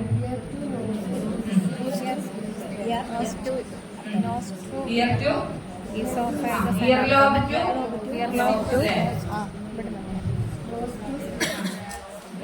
ടു സിക്സ്റ്റർ അല്ലെ? ഇവിടെ നമുക്കൊരു കുഴിയുണ്ട് അല്ലേ? അത് വരെയാണ്. അത് അവിടെയാണ് എന്തുള്ളത്? നമ്മുടെ സ്റ്റൊമക്ക് എന്തുള്ളത്? സ്റ്റൊമക്ക് അല്ലേ? സ്റ്റൊമക്കിന്റെ ഓപ്പണിംഗ് പാർട്ട് ഉള്ളത്. അപ്പൊ അത്രയും ലെങ്ത്. അപ്പൊ ഇവിടുന്ന് എന്തിനാ അങ്ങനെ എടുക്കണേ? അത് നമ്മൾ പോലെ ഈ ഒരു ഇതുണ്ടാവില്ലേ ഇങ്ങനെ അതായത് ഉള്ളിലില്ലേ, ഇങ്ങനെ മടങ്ങിയിട്ടല്ലേ നമ്മൾ എടുത്തിട്ട് നേരെ തലയിലേക്ക് പോകുന്ന ഒരു ഫോൾഡിങ് ഏരിയ ഉണ്ട് അല്ലേ? അത്രയും ലെങ്ത് ഇതില് അങ്ങോട്ടേക്ക് വേണം അല്ലേ? ആ ലെങ്ത് കൂടെ കണക്കാക്കിയിട്ടാണ് നമ്മൾ ഈ ഒരു അളവ് കൃത്യമായിട്ട് എടുക്കുന്നത്. പല ആളുകൾക്കും ചിലപ്പോ ഒരു അതിന്റെ മുകളിൽ ഒരു അളവ് ഉണ്ടാവില്ലേ? 60, 70, 50, 60, 70. ചിലപ്പോ അതിന്റെ ഏകദേശം കറക്റ്റ് ആയിരിക്കും ഉണ്ടാവുക. ചിലപ്പോ അങ്ങോട്ടും ഇങ്ങോട്ടൊക്കെ രോഗിയുടെ ഹൈറ്റിനും ഒക്കെ അനുസരിച്ച് വ്യത്യാസം ഉണ്ടാകും. എന്നിട്ട് അളവെടുത്തിട്ട് നമ്മൾ എന്ത് ചെയ്യും? അത് ആ മൂക്കിന്റെ മുകളിൽ ഇങ്ങനെ ഒട്ടിച്ചു വെച്ചിട്ട് അളവെടുക്കുവോ? ജസ്റ്റ് ഒന്ന് വിട്ട് പിടിച്ചിട്ട് നമുക്ക് ഏകദേശം അളവ് വേണ്ടത് ഒന്ന് നമ്മൾ മാർക്ക് ചെയ്യും. എങ്ങനെ മാർക്ക് ചെയ്യും? അളവ് വേണോ? നമുക്ക് അറിയാലേ, ഏകദേശം മനസ്സിലാക്കിയ ഒരു ഐഡിയ നമുക്കുണ്ടല്ലേ? നമ്മളെ മൈൻഡിൽ ഉണ്ടാവും. എന്നിട്ട് എന്ത് ചെയ്യും? എന്ത് ചെയ്യും? ഇൻസേർട്ട് ചെയ്തിട്ട് അല്ല ജെല്ലി ആദ്യം തേച്ചിട്ടാണ് ചെയ്യാം. അല്ല, ട്യൂബിന്റെ അളവെടുത്തിട്ട് പിന്നെ എന്താ ചെയ്യുന്നത്? പിന്നെ നമ്മള് അത് മാർക്ക് ചെയ്യണോ വേണ്ടേ? മാർക്ക് ചെയ്യണോ വേണ്ട? ആരവിടെ പറഞ്ഞ മാർക്കർ പെന്ന് വേണമെന്ന് അല്ലേ നേരത്തെ? മാർക്കൊന്നും ഒന്നും ഉണ്ടാവില്ല. ഏകദേശം നമുക്ക് അറിയാലോ. അറിയില്ലട്ടോ. മാർക്ക് ചെയ്യണോ വേണ്ടേ? ആ അളവ് മാർക്ക് ചെയ്യണോ വേണ്ടേ? നമ്മളെ മൈൻഡിൽ ഉണ്ടാവൂലേ ഇടുമ്പോ? അത് കഴിഞ്ഞാലോ? അത് കഴിഞ്ഞാലോ മൈൻഡിൽ ഉണ്ടാവോ? വീട്ടുകാരെ മൈൻഡിൽ ഉണ്ടാവോ? വീട്ടുകാരെ മൈൻഡിൽ ഉണ്ടാവോ? ഇല്ല, പോവൂലേ? നമ്മൾ എന്ത് ചെയ്യും? ജസ്റ്റ് ഒരു പ്ലാസ്റ്റിന്റെ കഷ്ണം അവിടെ ഒട്ടിച്ചു വെച്ചു അല്ലേ? അല്ലെങ്കിൽ ഇതേ പറഞ്ഞ പോലെ മാർക്കർ പേന കൊണ്ട് ജസ്റ്റ് മാർക്ക് ചെയ്ത് വെക്കും. അതെന്തിനാ? അത് നീങ്ങി പോയോ എന്നുള്ള വീട്ടുകാർക്ക് അറിയാൻ വേണ്ടിയിട്ടാണ്. ഒരു പറഞ്ഞ തെറ്റാന്നല്ലേ പറഞ്ഞു? മാർക്കർ പേന ചിലപ്പോൾ നമ്മൾ വെക്കാറുണ്ട്. അല്ലെങ്കിൽ ജസ്റ്റ് ഒരു കുഞ്ഞു പ്ലാസ്റ്റിന്റെ കഷ്ണം എടുത്ത് നമ്മളവിടെ ജസ്റ്റ് ഒട്ടിച്ച് വെക്കും. ഈ അളവാണ് ഉള്ളിലേക്ക് പോയിട്ടുള്ള അളവ്. ഇതൊന്ന് നീങ്ങി കഴിഞ്ഞാൽ ചിലപ്പോൾ അവിടുന്ന് സ്റ്റൊമക്കിന്ന് മാറിയിട്ടുണ്ടാവും എന്നുള്ളൊരു അറിവ് അവർക്ക് കൊടുക്കാം. അപ്പൊ അവർക്ക് ഒരു ധാരണ ഉണ്ടാവും ഇത് നീങ്ങിയിട്ടുണ്ട് എന്നുള്ളൊരു ധാരണ. മറ്റേ അവർക്ക് അറിയില്ല ഇത് എത്രമാത്രം ഉള്ളിലേക്ക്. ചില ട്യൂബ് കാണല്ലേ കുറെ ഭാഗം പുറത്തേക്ക് ഉണ്ടാവും, ഇത് കറക്റ്റ് ആണെന്ന് പറഞ്ഞിട്ട് ഇട്ടിട്ട് പോന്നിട്ടുണ്ടായിരുന്നു. അപ്പൊ അങ്ങനെയൊക്കെ ഉണ്ടാകാം. അപ്പൊ നമ്മൾ മാർക്ക് ചെയ്യുന്നു. ചെയ്താലും പറഞ്ഞാൽ ഇടുമ്പോ നമുക്ക് അറിയാം ഏകദേശം ഇത്ര അളവിലാണ് അതുള്ളത് എന്നുള്ളത് നമുക്ക് അറിയാം. ഇത് കഴിഞ്ഞിട്ട് അവർക്ക് മാർക്ക് ചെയ്ത് കൊടുത്താലും. അതുപോലെ റൈസ് ട്യൂബ് സ്റ്റൊമക്കിൽ ഒട്ടിപ്പിടിച്ചു പോകുന്ന ഒരു അവസ്ഥ ഉണ്ടായിരുന്നു. എന്നൊരു സിസ്റ്റർക്ക് എടുക്കാൻ പറ്റാത്ത സർജന്റെ അടുത്തേക്ക് വിട്ടിട്ട്, പക്ഷെ സർജൻ ഒന്ന് തൊടുമ്പോഴൊക്കെ തന്നെ അത് സംഭവം റിമൂവ് ആയി. അത് നമ്മൾ കൊടുക്കുന്ന ഞാൻ പറയാം. അപ്പൊ നമ്മൾ മാർക്ക് ചെയ്ത് എത്ര അളവ് നമ്മൾ എടുത്തു. ഇനി നമ്മൾ ട്യൂബ് ഇടുന്നതിന്റെ മുന്നേ എന്ത് ചെയ്യും? ലൂബ്രിക്കന്റ് ചെയ്യണം അല്ലേ? ട്യൂബ് നേരത്തെ പറഞ്ഞു കയ്യിലാകെ ട്യൂബില് പറഞ്ഞു. പിന്നെ അല്ല അത്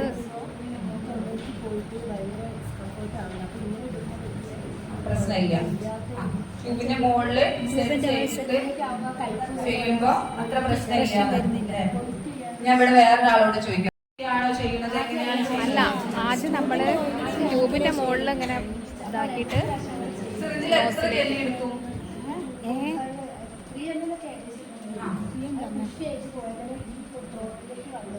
അവിടെ അടഞ്ഞു പോകും.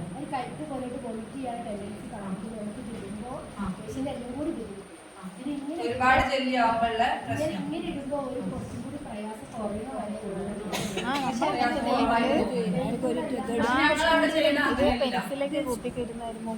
ഞങ്ങള് ജെല്ലിന്റെ മുകളിൽ തന്നെ ഒരു സംഭവം ഉണ്ടാവും നമുക്ക് അല്ലേ?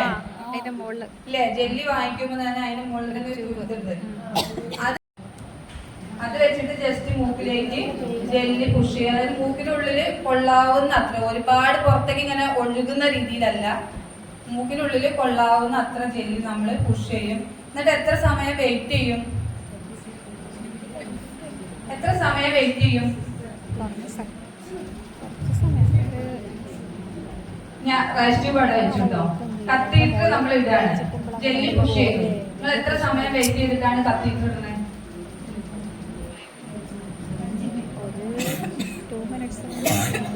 2 2 minutes ആ എത്ര സമയം വെയിറ്റ് ചെയ്യുന്ന ഞാൻ ചോദിച്ചേ. ജെല്ലി പുഷ് ചെയ്യുന്നതിന്റെ ഉദ്ദേശം എന്താ? പെയിൻ പെയിൻ കുറയ്ക്കുക അല്ലേ? ഒരു ലൂബ്രിക്കേഷൻ ഉണ്ടാവുക, രോഗിക്ക് പെയിൻ കുറയ്ക്കുക. അതിന്റെ ആക്ഷൻ വരെ എത്ര സമയം എടുക്കും? എത്ര സമയം എടുക്കും? ജെല്ലി അവിടെ പുഷ് ചെയ്യണോ, കത്തീറ്റർ പൊട്ടിക്കുന്നു, ഇൻസേർട്ട് ചെയ്യണോ, അല്ലേ? അങ്ങനെയല്ലേ?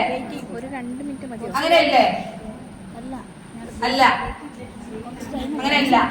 എത്ര സമയം വെയിറ്റ് ചെയ്യും? ശരിക്കും പറഞ്ഞാൽ 3 to 10 മിനിറ്റ് എങ്കിലും നമ്മൾ വെയിറ്റ് ചെയ്യണം എന്നാണ്. ഒരു 5 മിനിറ്റ് ഒക്കെ മിനിമം പോയ 5 മിനിറ്റ് എങ്കിലും നമ്മൾ വെയിറ്റ് ചെയ്യണം. കാരണം ആ ജെല്ലിക്ക് ഒരു എഫക്ട് ഉണ്ടാവണ്ടേ, ജെല്ലിക്ക് ഒരു ആക്ഷൻ വരണ്ടേ. ഇവിടെ തന്നെയാ, ആ ജെല്ലിന്റെ ഒരു ആക്ഷൻ വരണ്ടേ. നമ്മൾ എന്ത് ആവശ്യത്തിനാണ് ആ ജെല്ലി ഉപയോഗിക്കുന്നത്? ജെല്ലി ഉപയോഗിക്കുന്നത് അവർക്ക് രോഗിക്ക് പെയിൻ ഉണ്ടാവാതിരിക്കാൻ വേണ്ടിട്ടല്ലേ? ഇൻസേർട്ട് ചെയ്യുന്ന ട്യൂബ് തട്ടിയിട്ട് രോഗിക്ക് പെയിൻ ഉണ്ടാവരുത് അല്ലേ? ഒരു ലൂബ്രിക്കന്റിന് വേണ്ടിയിട്ടാണ് നമ്മളത് ഉപയോഗിക്കുന്നത്. അപ്പൊ പെയിൻ ഉണ്ടാവാതിരിക്കണമെങ്കിൽ നമ്മൾ ആ പെയിൻ വരാതിരിക്കുന്ന ഒരു സമയം നമ്മൾ വെയിറ്റ് ചെയ്യണ്ടേ? വേണ്ടേ?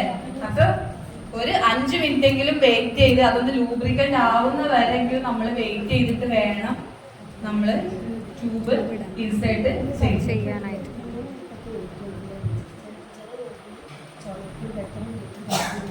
ജെല്ലി പുറത്തേക്ക് പോരുന്നാണോ പറയണത്? അത് നിങ്ങൾ പുഷ് ചെയ്യണതിന്റെ ഫോഴ്സിലുള്ള പ്രശ്നം കൊണ്ടാണ് ജെല്ലി പുറത്തേക്ക് പോരുന്നത്.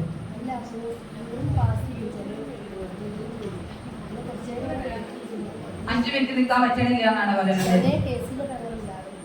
ഓൾറെഡി കത്തീറ്ററുള്ള പേഷ്യന്റ് അല്ലേ? ചെയ്യണോ? എങ്ങനെ ഇൻസേർട്ട് ചെയ്യും?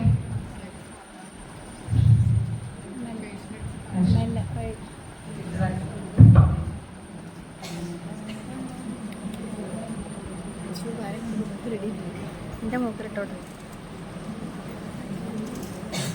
ജയശ്രീന്റെ മൂക്കിലിട്ടു.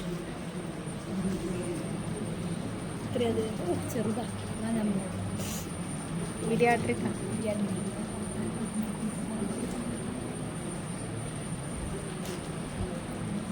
ലൈറ്റ് അവിടെ ഒരു ഇരുണ്ട അവസ്ഥ അല്ലേ? ഇവിടെ ആരും ലൈറ്റ് ഇടുന്നവരെ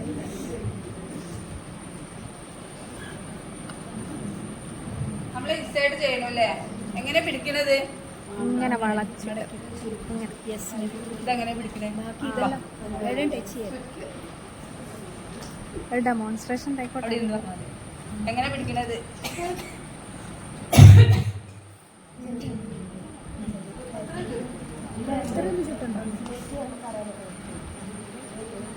നമ്മൾ അളവൊക്കെ എടുത്തു, ഇൻസേർട്ട് ചെയ്യുകയാണ്. നമ്മൾ എങ്ങനെ ടച്ച് ചെയ്യാണ്ട്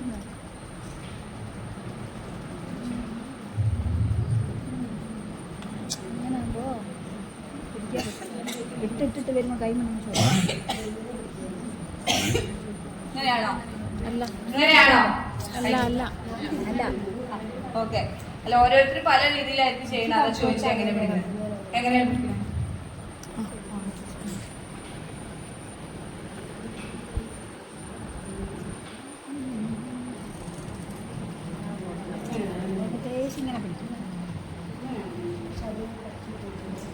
എവിടെയും ടച്ച് ചെയ്യാത്ത വിധത്തില് പിടിക്കും. വേഗത്തേക്ക് എങ്ങനെ സാഹചര്യം മനസ്സിലാവില്ല. ഇവിടെ നിന്ന് പിടിക്കണല്ല അറിയണ്ടേ, ഇവിടെ നിങ്ങൾ എങ്ങനെ പിടിക്കുന്നതാണ് അറിയേണ്ടത്. ഇവിടെ അറിയേണ്ടത് ഇവിടെ നിങ്ങൾ എങ്ങനെയോ പിടിച്ചോട്ടെ, ഇവിടെ ചുരുട്ടിയിട്ടോ മടത്തിയിട്ടോ എങ്ങനെ വേണേലും പിടിച്ചോട്ടെ. ഇവിടെ നിങ്ങൾ എങ്ങനെ പിടിക്കും? അതൊരു ഫോൾഡ് ചെയ്തിട്ട് ഇങ്ങനെ കുറച്ച് ഇങ്ങനെ ഇവിടെ എങ്ങനെയാണോ പിടിക്കണത്? അല്ല, കുറച്ചും കൂടെ പിടിക്കണത് ഇങ്ങനെയാണോ പിടിക്കുന്നത്? കുറച്ചും കൂടി സെൻട്രൽ മീഡിയം. അതാണ് എനിക്ക് അറിയേണ്ടത്. മീഡിയം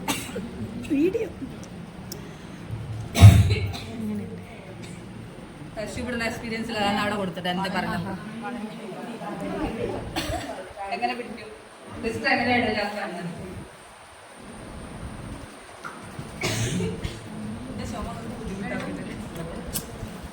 വെള്ളം കുടിച്ച് റെഡിയോ ചൂടുവെള്ളം കുടിക്കണ്ടേ?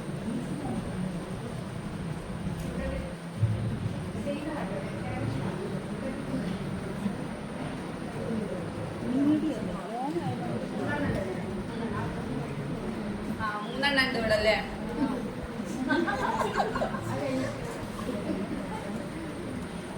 ഇവിടെയാണ് പിടിക്കുന്നത്. സിസ്റ്റർ പറഞ്ഞത് എന്താ വെച്ചാൽ ഈ 3 ഹോളുണ്ട്. ഈ 3 ഹോള് കണ്ടില്ലേ? 3 അല്ല 4 ഹോളുണ്ട്. 1 2 3 4 ഹോളുണ്ട്. അവിടെ ആ ഹോളിന് അടുത്താണ് പിടിക്കണതാണ് സിസ്റ്റർ പറയുന്നത്. ഇത് ശരിയാണോ തെറ്റാണോ? ശരിയാണോ തെറ്റാണോ? നിങ്ങൾ ചെയ്യണ ഓർത്താ മതി. നിങ്ങൾ എങ്ങനെയാണ് ചെയ്യുന്നതെന്ന്. കുറച്ചും കൂടെ പിറകിലേക്ക് പിടിക്കണം അല്ലേ? ഇത്ര മതിയോ? അതായത് പേഷ്യന്റ് ചിഹ്നൊക്കെ നമ്മൾ ഒന്ന് ഇതാക്കി വെച്ചിട്ടുണ്ടായിരിക്കും. അപ്പൊ ഏകദേശം നമുക്ക് ഇവിടെ നിന്ന് തൊട്ടിട്ട് ഇങ്ങോട്ടേക്കുള്ള ഒരു ലെങ്ത് നമുക്ക് അറിയുണ്ടാവും അല്ലേ? അപ്പൊ നമ്മൾ എന്ത് ചെയ്യണം? അതിന് കണക്കാക്കിയിട്ടാണ് നമ്മളിത് പിടിക്കണത് അല്ലേ? ഇത് പിടിക്കണത്. ഇൻസേർട്ട് ചെയ്തു. നമ്മൾ ഇൻസേർട്ട് ചെയ്യുമ്പോ എന്ത് ചെയ്യുന്നുണ്ട്? അവരുടെ ഇൻസേർട്ട് ചെയ്തു. ഇവിടെ പോകുമ്പോ കുറച്ച് ഇത്ര ഭാഗം കേറുമ്പോ തന്നെ അവിടെ തട്ടി അല്ലേ? അവിടെ തട്ടി. പിന്നെന്ത് ചെയ്യും? ഇത്രേ കേറുള്ളൂ, ഇറക്കാനായില്ല. ഇത്രേ കേറുള്ളൂ. ഇത്ര കേറുമ്പോ തന്നെ ഇവിടെ പോയിട്ട് തട്ടി നിൽക്കും അല്ലേ? ഇല്ല, അങ്ങനെ ഫീൽ ചെയ്യില്ലേ നിങ്ങൾക്ക് ഇടുമ്പോ? അപ്പൊ എന്ത് ചെയ്യും? ജസ്റ്റ് ഒന്ന് വളച്ചത് കിങ് ചെയ്ത് കഴിഞ്ഞാല് അത് ആ നാസൽ ഡീവിയേഷനിൽ തട്ടാതെ പതുക്കെ ഇൻസെന്റ്. നമ്മൾ അവിടെ തന്നെ വെച്ച് പുഷ് ചെയ്യുകയാണെങ്കിൽ എന്ത് സംഭവിക്കും? ബ്ലീഡ് ചെയ്യും അല്ലേ? അവിടെ തന്നെ വെച്ച് നമ്മള് ഒന്ന് ചരിക്കാതെ ജസ്റ്റ് അവിടെ തന്നെ നമ്മൾ ഇൻസേർട്ട് ചെയ്തപ്പോ ഇത്ര ഭാഗം കയറിയപ്പോ തന്നെ എന്ത് ചെയ്തു? അവിടെ പോയി തട്ടിപ്പോയി. അപ്പൊ നമ്മള് ജസ്റ്റ് കണ്ടില്ല, ഇത്രയും ഭാഗം കയറിയപ്പോ തന്നെ അവിടെ പോയി നമ്മുടെ മൂക്കിനുള്ളിൽ പോയിട്ട് അവിടെ തട്ടി നിൽക്കുകയാണ്. പിന്നെ അങ്ങോട്ട് കേറുന്നില്ല. അപ്പൊ ജസ്റ്റ് ഒന്ന് നമ്മളൊന്ന് ഈ ഇവിടെ തന്നെ പൊസിഷൻ ഒന്ന് ജസ്റ്റ് ഒന്ന് ചേഞ്ച് ചെയ്ത് കഴിഞ്ഞാല് ജസ്റ്റ് അത് ഇൻസേർട്ട് ആയിട്ട് പോകും. ഇൻസേർട്ട് ആയി നമ്മളൊരു ഇത്ര ഭാഗം ഇൻസേർട്ട് ആയി. പിന്നെ എന്ത് ചെയ്യും?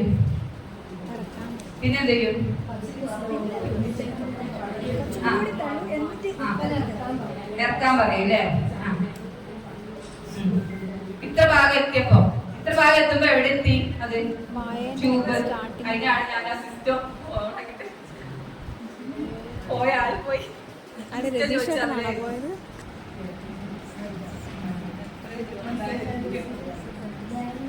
ജസ്റ്റ് ഇതാ ഇത്ര ഭാഗം എത്തുമ്പോ ഇവിടെ എത്തി അല്ലേ? അതെ, ഇവിടെ എത്തി അല്ലേ?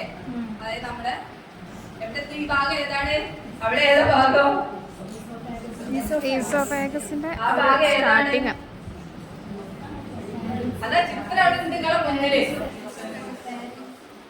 പാരൻസ് അല്ലേ? നാസോ പാരൻസിന്റെ ആ ഒരു സൈഡില് ഭാഗത്ത് എത്തില്ലേ? ആ ഒരു വളഞ്ഞു നിൽക്കുന്ന പാർട്ടില്ലേ? അവിടെ എത്തി. അവിടെ എത്തുമ്പോ എന്താ? അവിടെ ഒരു വളവുണ്ട് അല്ലേ?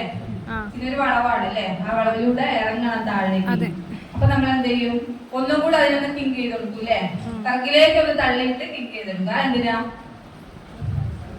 അല്ലേ? നമ്മൾ ഇങ്ങനെ പിടിച്ചിട്ടാണോ ചെയ്യാ? ഇങ്ങനെ കയറി കഴിഞ്ഞിട്ട് ഇങ്ങനെ പിടിച്ചിട്ടാണോ ചെയ്യാ, അല്ലെ ഇങ്ങനെ പിടിച്ചിട്ടാണോ ചെയ്യാ? പിന്നെ ഇങ്ങനെ ഇറക്കി കൊണ്ട് ഇതിങ്ങനെ ഇത്രയും ഭാഗം കേറി കഴിഞ്ഞിട്ട് നമ്മള് ഇങ്ങനെ പിടിച്ചിട്ടാണോ ചെയ്യാ, ഇങ്ങനെ പിടിച്ചിട്ടാണോ ചെയ്യാ? ഇങ്ങനെയല്ലേ, പിറകിലേക്കല്ലേ ചെയ്യുന്നത്. കാരണം എന്താ? അത് ഈസോഫേഗസിലേക്ക് കറക്റ്റ് പോവാൻ വേണ്ടിട്ട്. കാരണം എന്താ? ഇത്രയൊക്കെ നോക്കേണ്ട ആവശ്യം എന്താ? ഇട്ടിട്ടാണ് പോരല്ലാതെ അല്ലേ? അതെന്താ അങ്ങനെ ലങ്സിലേക്ക് പോവാതെ ഡയറക്റ്റ് ഇങ്ങോട്ട് വരാനാണ്. കാരണം ഇവിടേക്ക് പോകുമ്പോ മുന്നിൽ എന്താണ്? നമുക്ക് മുന്നില് പാരീസ് കഴിഞ്ഞാൽ മുന്നിലേക്ക് ട്രക്ക് ചെയ്യാനുള്ളത്. നമ്മള് ഇങ്ങനെ ഇട്ട് കഴിഞ്ഞാൽ എന്ത് വരും? അത് നേരെ ട്രക്കിയിലേക്ക് എൻ്റർ ആവും. നമുക്ക് എവിടേക്കാണ് അത് പോകേണ്ടത്? ഈസോഫാഗസിലേക്കാണ് പോകേണ്ടത്. അപ്പൊ ഈസോഫാഗസ് എവിടെ ഇരിക്കുന്നത്? പിറകു വശത്താണ്. ട്രക്കിയ മുന്നിലും ഈസോഫാഗസ് തന്നെ അല്ലേ? അതെ അതെ അല്ലേ? ട്രക്കിയ പിറകിലാണ്. അപ്പൊ നമുക്ക് ഈസോഫാഗസ് പിറകിലാണല്ലോ. അപ്പൊ നമുക്ക് ഇത് ഈസോഫാഗസിലേക്കാണ് എൻ്റർ ചെയ്യേണ്ടത്. അപ്പൊ നമ്മളൊന്ന് സ്ട്രെയിറ്റ് ചെയ്ത് പിടിച്ചിട്ട് ഒന്ന് വളയ്ക്കണം അല്ലേ? എന്നെങ്കിൽ മാത്രമേ അത് അങ്ങോട്ടേക്ക് പോവുള്ളൂ. അങ്ങനെ ഇട്ടു. ഏകദേശം ഇത്ര ഭാഗം ഇറങ്ങി. ഇനി എന്ത് ചെയ്യും? അപ്പൊ പേഷ്യന്റ് ചോക്ക് ചെയ്യും അല്ലെ? അസ്വസ്ഥത കാണിക്കും ഇല്ലേ? ആദ്യം നമ്മൾ ഇൻസേർട്ട് ചെയ്യുമ്പോൾ ഒരു അസ്വസ്ഥത കാണിക്കും. ആ മൂക്കിൽ തട്ടുന്ന സമയത്ത് ഒരു പ്രശ്നം കാണിക്കും. പിന്നെ ഈ ഒരു ഇത്രയും ഭാഗത്ത് കയറി കഴിഞ്ഞാൽ പേഷ്യന്റ് ചുമക്കാൻ തുടങ്ങും അല്ലെ. അതപ്പോ എവിടെ എത്തിയിട്ടുണ്ടാവും? ഇവിടെ എത്തി അല്ലെ. തൊണ്ടയില് ഫാരിങ്സിൽ എത്തിയിട്ടുണ്ടായിരുന്നു. അതായത് ആ ട്രക്കിയയിലേക്കും ഈസോഫേഗസിലേക്കും എൻ്റർ ചെയ്യുന്ന ആ ഒരു പോയിന്റില് എത്തിയിട്ടുണ്ടായിരുന്നു. അവിടെ നിന്ന് എന്ത് ചെയ്യും? അപ്പൊ നമ്മൾ എന്ത് ചെയ്യും? അപ്പൊ എന്ത് ചെയ്യും? പിന്നെ കുത്തി ഇറക്കുവോ? വിഴുങ്ങാൻ പറയും അല്ലെ. ഓപ്പറേറ്റ് ചെയ്യുന്ന പേഷ്യന്റ് ആണെങ്കിൽ വിഴുങ്ങാൻ പറയും നമ്മള്. ഒരു ഉമിനീര് ഇറക്കാൻ പറയും അല്ലെ. ഉമിനീര് ഇറക്കാൻ പറയും. ഇല്ലെങ്കിലോ? ഇല്ലെങ്കിൽ എന്ത് ചെയ്യും? തുള്ളി വെള്ളം കൊടുത്തു കഴിഞ്ഞാൽ ഒരു സ്പൂണില് കുറച്ച് വെള്ളം വായിൽ ഒഴിച്ചു കൊടുക്കുമ്പോ അത് ഇറക്കുമ്പോ അപ്പൊ എന്താവും? സ്വാഭാവികമായിട്ടും വെള്ളം വായിലെത്തുമ്പോ അവർക്ക് ചായക്കാനായോ? ഇറക്കുമ്പോ ആ ഇറക്കുന്ന പൊസിഷനിൽ വേണം നമ്മൾ എന്ത് ചെയ്യാൻ? അപ്പൊ എന്താവും? സ്വാഭാവികമായിട്ട് അത് നേരെ ഈസോഫാഗസിലേക്ക് പോകും. അങ്ങനെ എൻ്റർ ചെയ്തു, നമുക്ക് കുഴപ്പമില്ല, ഈസോഫാഗസിൽ എത്തി എന്നുള്ളത് ഉറപ്പായി. ഇനി ഈസോഫാഗസിലേക്ക് എൻ്റർ ചെയ്തില്ല, നമുക്കറിയാതെ അങ്ങനെ പോകുന്ന വഴി വലിയ തടസ്സങ്ങളൊന്നും ഇല്ലാതെ നേരെ പോകുന്ന നമുക്ക് ഫീൽ ചെയ്യും അല്ലെ. നമുക്ക് ഇടാൻ പറ്റും. ഇനി അതല്ല, നമ്മള് കുറച്ച് ഇത്രയും എത്തി കഴിഞ്ഞിട്ട് പിന്നെ അവിടെ ട്യൂബ് ഇറങ്ങുന്ന ഏരിയ ഭയങ്കര ടൈറ്റ് ആണ്, കുത്തി ഇറക്കുമോ? ഇല്ല. കുത്തി ഇറക്കുമോ? ഇല്ല. അതിന് അടുത്തതിൽ പറയാൻ ഇല്ലാതെ സ്റ്റൊമക്കിൽ എത്തി. ഇനി ചില കേസില് ഇടുന്ന സമയത്ത് ഇവിടെയൊക്കെ എത്തുമ്പോ ഇറങ്ങുന്നില്ല, തടസ്സപ്പെട്ട് നിൽക്കുകയാണ്. നിങ്ങൾ എന്ത് ചെയ്യും? അത് പുറകോട്ട് ജസ്റ്റ് പുറകോട്ട് വിഡ്രോ ചെയ്യും അല്ലേ. എന്നിട്ട് വീണ്ടും ഒന്നുകൂടെ ഇൻസൈഡ് ചെയ്ത് നോക്കും. ഓക്കെ, എന്നിട്ട് പോയില്ല, അങ്ങനെ നോക്കും. അത് അവിടെ കിടക്കുന്നുണ്ടോ ഇല്ലേ ഒക്കെ നമ്മൾ എങ്ങനെ നോക്കും? അറിയാൻ പറ്റുമോ നമുക്ക്? വായ ഒന്ന് നോക്കാം അല്ലേ. വായ നോക്കാം. വായക്കകത്തേക്ക് അത് ചുരുണ്ട് മടങ്ങി കിടക്കുന്നുണ്ടോ എന്നുള്ളത് നോക്കാം. പിന്നെ പേഷ്യന്റെ റിയാക്ഷൻ നോക്കാം അല്ലേ.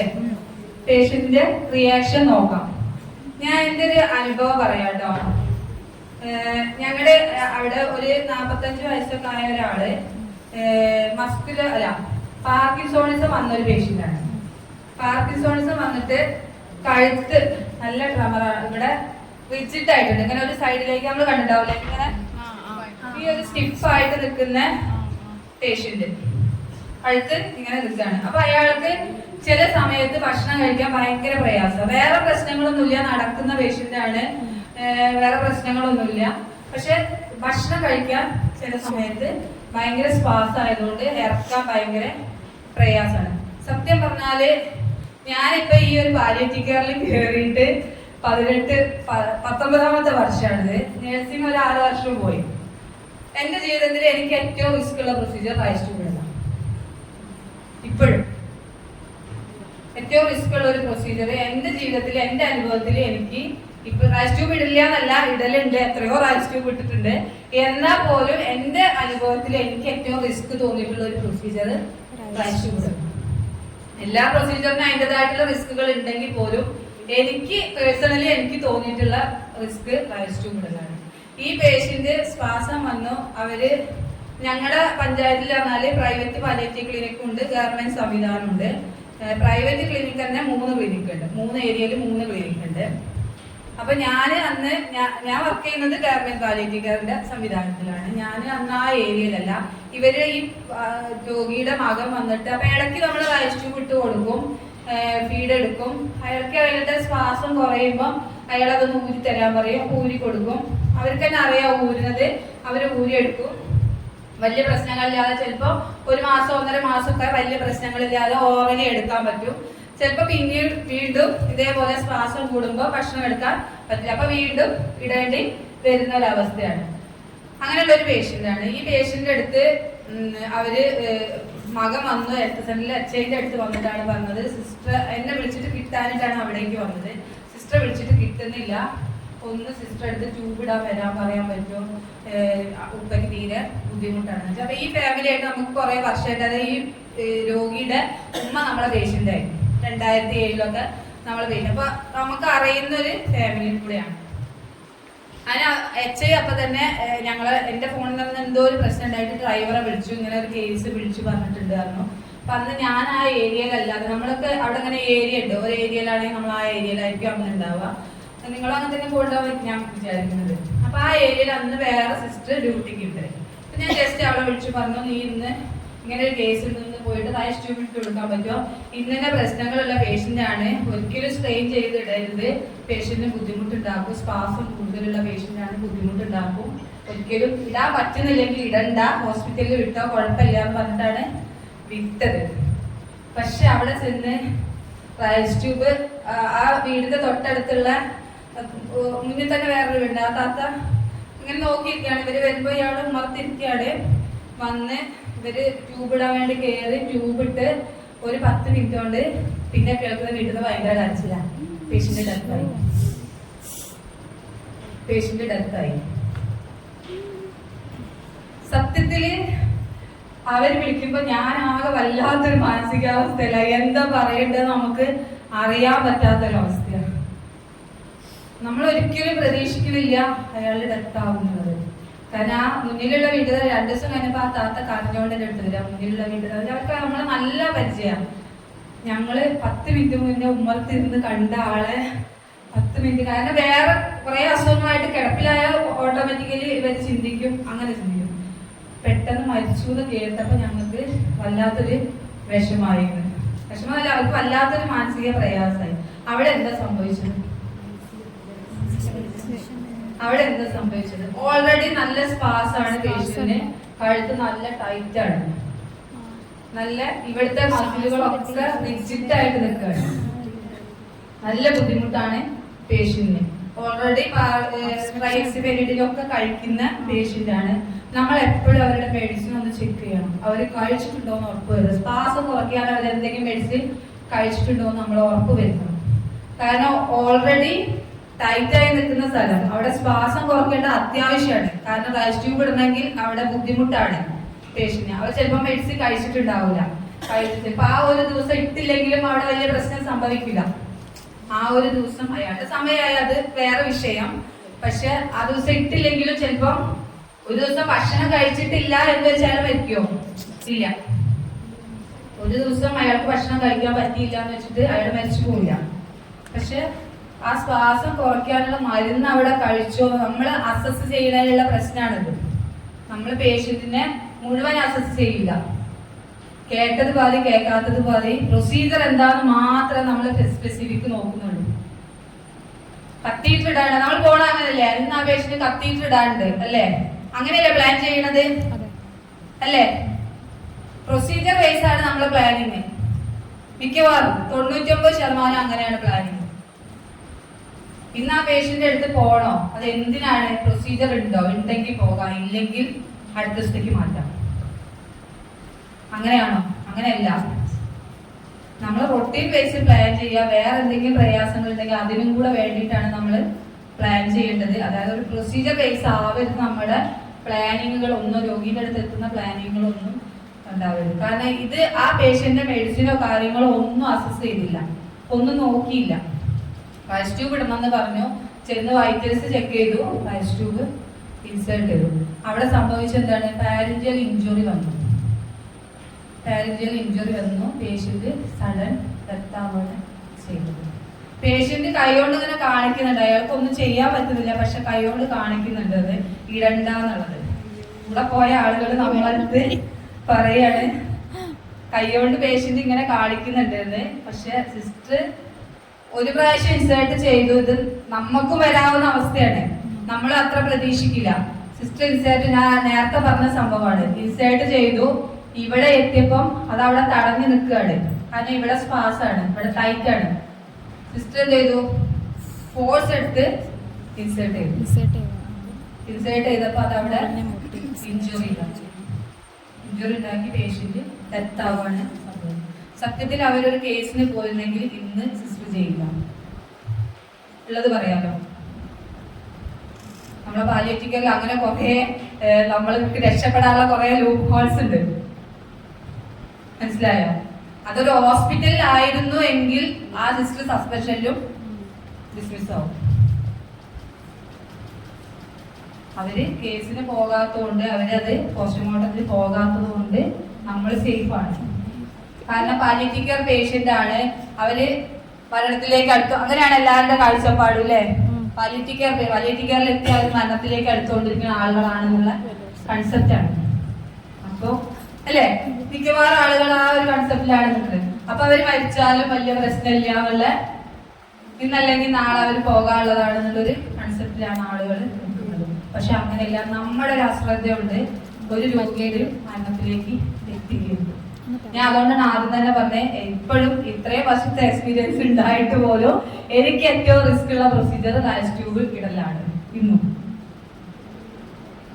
എന്റെ അനുഭവം വെച്ചിട്ടാണ് ഞാൻ പറയുന്നത്. ഇപ്പോഴും ആ പേഷ്യന്റ് എന്റെ മനസ്സിലൊരു വല്ലാത്തൊരു വിഷമം ഉണ്ടാക്കുന്ന ഒരു പ്രശ്നമാണ്. ഇപ്പൊ കഴിഞ്ഞ ദിവസം ഞാൻ ആ പേഷ്യന്റിന്റെ അമ്മാവൻ, അവരുടെ ഉമ്മയുടെ ബ്രദറിന്റെ അടുത്ത് ഞങ്ങളുടെ പേഷ്യന്റിനായിരുന്നു, അവിടെ പോയി. പക്ഷെ ഇവരുടെ ബ്രദറാണെന്നുള്ളത് എനിക്കറിയില്ല. അവിടെ ചെന്നപ്പോ ഇവരുടെ ഉമ്മയുടെ അനിയത്തിണ്ട് ആ വീട്ടില്. അപ്പൊ അവര് എന്റെ അടുത്ത് ചോദിച്ചു, സിസ്റ്റർ നിങ്ങൾക്ക് എന്നെ ഓർമ്മ ഉണ്ട് ചോദിച്ചു. അപ്പൊ നമുക്ക് പെട്ടെന്ന് അങ്ങനെ ഓർമ്മ കിട്ടില്ല. അപ്പൊ ഞാൻ കുറച്ചേരം അങ്ങനെ നോക്കി. അപ്പൊ എന്നോട് ഞാൻ അസീസിന്റെ എളാമയാണ്. അപ്പൊ എന്റെ മനസ്സിൽ വല്ലാത്ത, കാരണം ഞാൻ ഈ പേഷ്യന്റിന് റൈസ് ട്യൂബ് ഇടാനാണ് പോകുന്നത്. ഈ പേഷ്യന്റിന് റൈസ് ട്യൂബ് ഇടാനാണ് ഞാൻ അവിടെ പോകുന്നത്. അപ്പൊ ആ ഉമ്മ എന്റെ അടുത്ത് പറയാം, അപ്പൊ അവരുടെ ആങ്ങളെയാണ് കിടക്കുന്നത്. അപ്പൊ പറയാം, ഞാൻ അസീസിന്റെ എളാമയാണ്, അവരുടെ ഉമ്മയുടെ ആങ്ങളെയാണ് ഈ കിടക്കുന്നത്. സത്യത്തില് അപ്പൊ അവര് കണ്ടോണ്ടിരിക്കുകയാണ്. അപ്പൊ അവര് അന്ന് കുറെ വർഷം മുന്നേ നടന്ന സംഭവമാണെങ്കിലും അവരുടെ മനസ്സിൽ ആ ചിത്രം ഇപ്പോഴും ഉണ്ട്. അവരത് ഓർത്തിട്ട് പറയാണ്, ട്യൂബ് ഇടുമ്പോ മരിച്ച സംഭവം അവരത് ഓർത്തിട്ട് റിവൈൻഡ് ചെയ്തിട്ട് എന്റെ അടുത്ത് പറയാണ്. ശരിക്കും പറഞ്ഞാല് നമ്മള് റൈസ് ട്യൂബ് ഇടുമ്പോ നല്ലോണം ഏത് പ്രൊസീജിയർ ചെയ്യുമ്പോഴും നമ്മൾ ശ്രദ്ധിക്കണം. പ്രത്യേകിച്ച് നമുക്ക് അറിയില്ല ഈ റൈസ് ട്യൂബ് എങ്ങോട്ടാ പോണെന്നുള്ളത്, ഇവിടെ എന്താണ് സംഭവിക്കുന്നത് നമുക്ക് അറിയില്ല. ഒരിക്കലും നമ്മൾ ഫോഴ്സ് ചെയ്തിട്ട് ഇൻസേർട്ട് ചെയ്യരുത്. പേഷ്യന്റ് ഒന്ന് റിലാക്സ് ചെയ്തിട്ട് വേണം നമ്മൾ ട്യൂബ് ഇടാൻ. നമുക്ക് ഇടാൻ പറ്റിയില്ലേ, നമ്മളവിടെ ഒരു മോശം നേഴ്സൊന്നും ആവില്ല. നമുക്ക് ഇടാൻ പറ്റിയില്ല, നമ്മൾ കോൺഫിഡന്റ് അല്ലേ, നമ്മളവിടെ മോശം നേഴ്സൊന്നും ആവില്ല.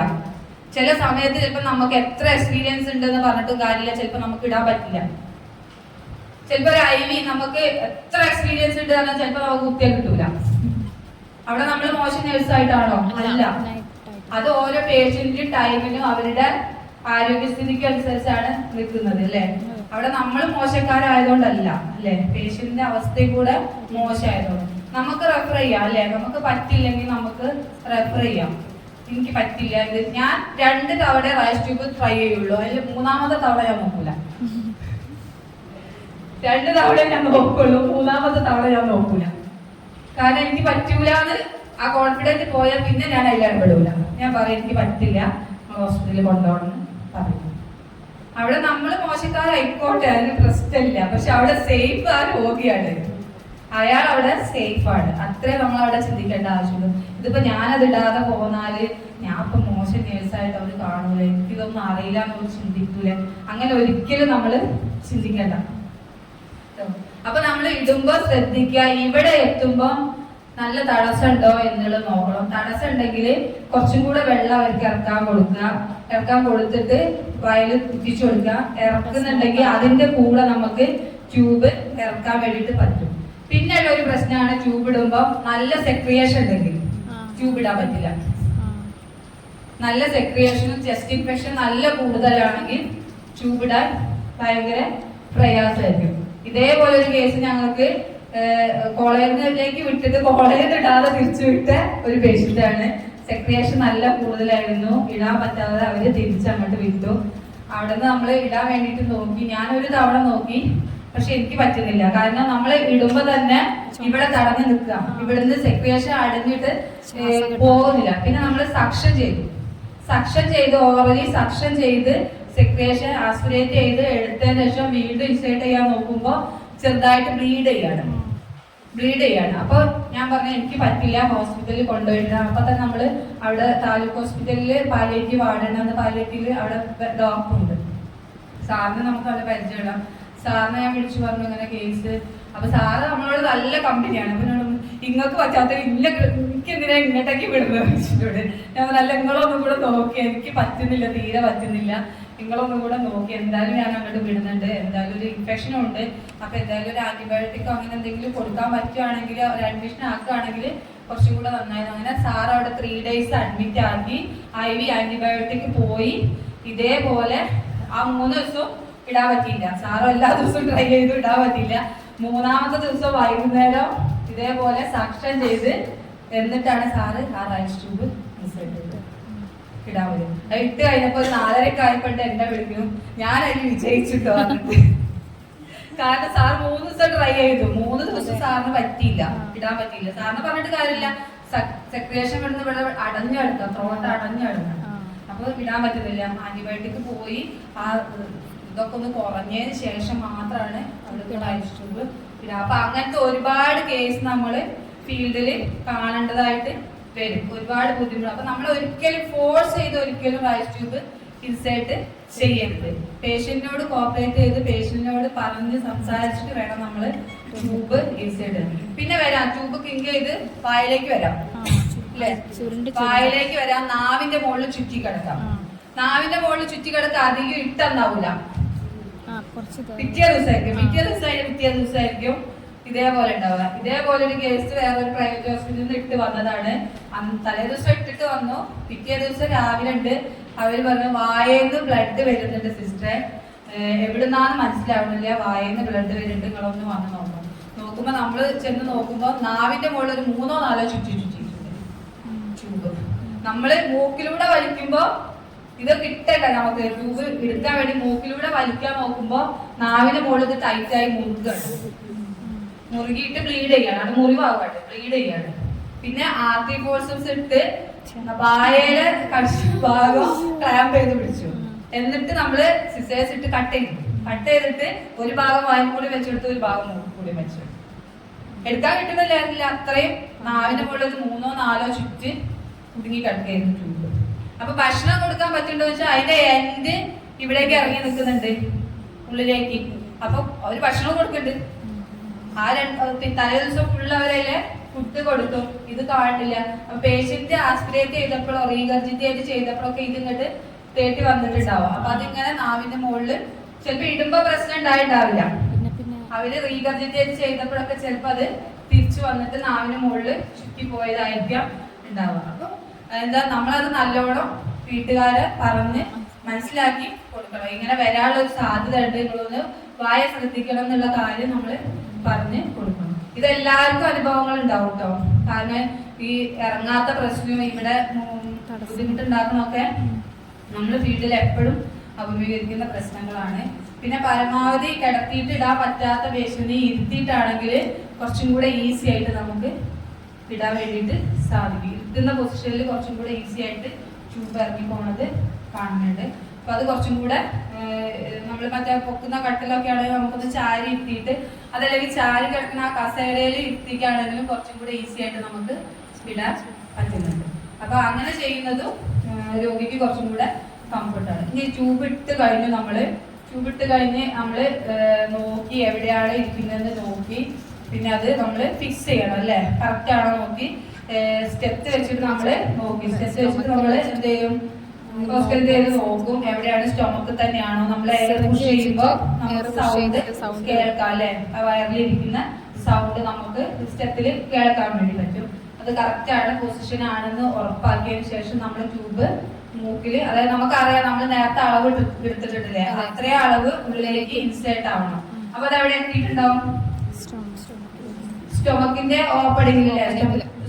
ഓപ്പണിംഗിലേക്ക് ഇങ്ങനെ ഇറങ്ങി നിൽക്കുന്ന ഈസോഫാഗസ് കഴിഞ്ഞ് സ്റ്റൊമക്കിന്റെ ഓപ്പണിംഗിലേക്ക് ഇങ്ങനെ ഇറങ്ങി നിൽക്കുന്ന രീതിയിലാണ് നമ്മളെടുത്ത അളവില് കൃത്യമായിട്ട് നമ്മൾ ഇടുകയാണെങ്കിൽ അത് ഇരിക്കുന്നത്. സ്റ്റൊമക്കിനുള്ളിലേക്ക് കയറി നിൽക്കണം, ഒരുപാട് അളവ് സ്റ്റൊമക്കിനുള്ളിലേക്ക് കയറി നിൽക്കണം. ട്യൂബ് കുറച്ച് ഓപ്പണിംഗിൽ, അതായത് നമ്മൾ ഇട്ട് കഴിഞ്ഞാല് ഈ ഒരു പാർട്ടിലേക്ക് ഇവിടേക്ക് കുറെ കയറി നിൽക്കണം. അതിന്റെ ആവശ്യമുണ്ടോ? ഇല്ല, അല്ലേ? നമ്മൾ എടുക്കുന്ന അളവ് ഒരു ഈസോഫാഗസ് കഴിഞ്ഞ് സ്റ്റൊമക്കിലേക്ക് എൻറ്റർ ചെയ്യുന്ന ആ ഒരു പാർട്ടിലേക്ക് കയറി നിൽക്കുന്ന അവസ്ഥയിലാണ് നമ്മൾ ട്യൂബ് ഫിക്സ് ചെയ്ത് വെക്കുന്നത്. എങ്ങനെയാണ് നമ്മൾ പ്ലാസ്റ്റർ ഒട്ടിക്കാം?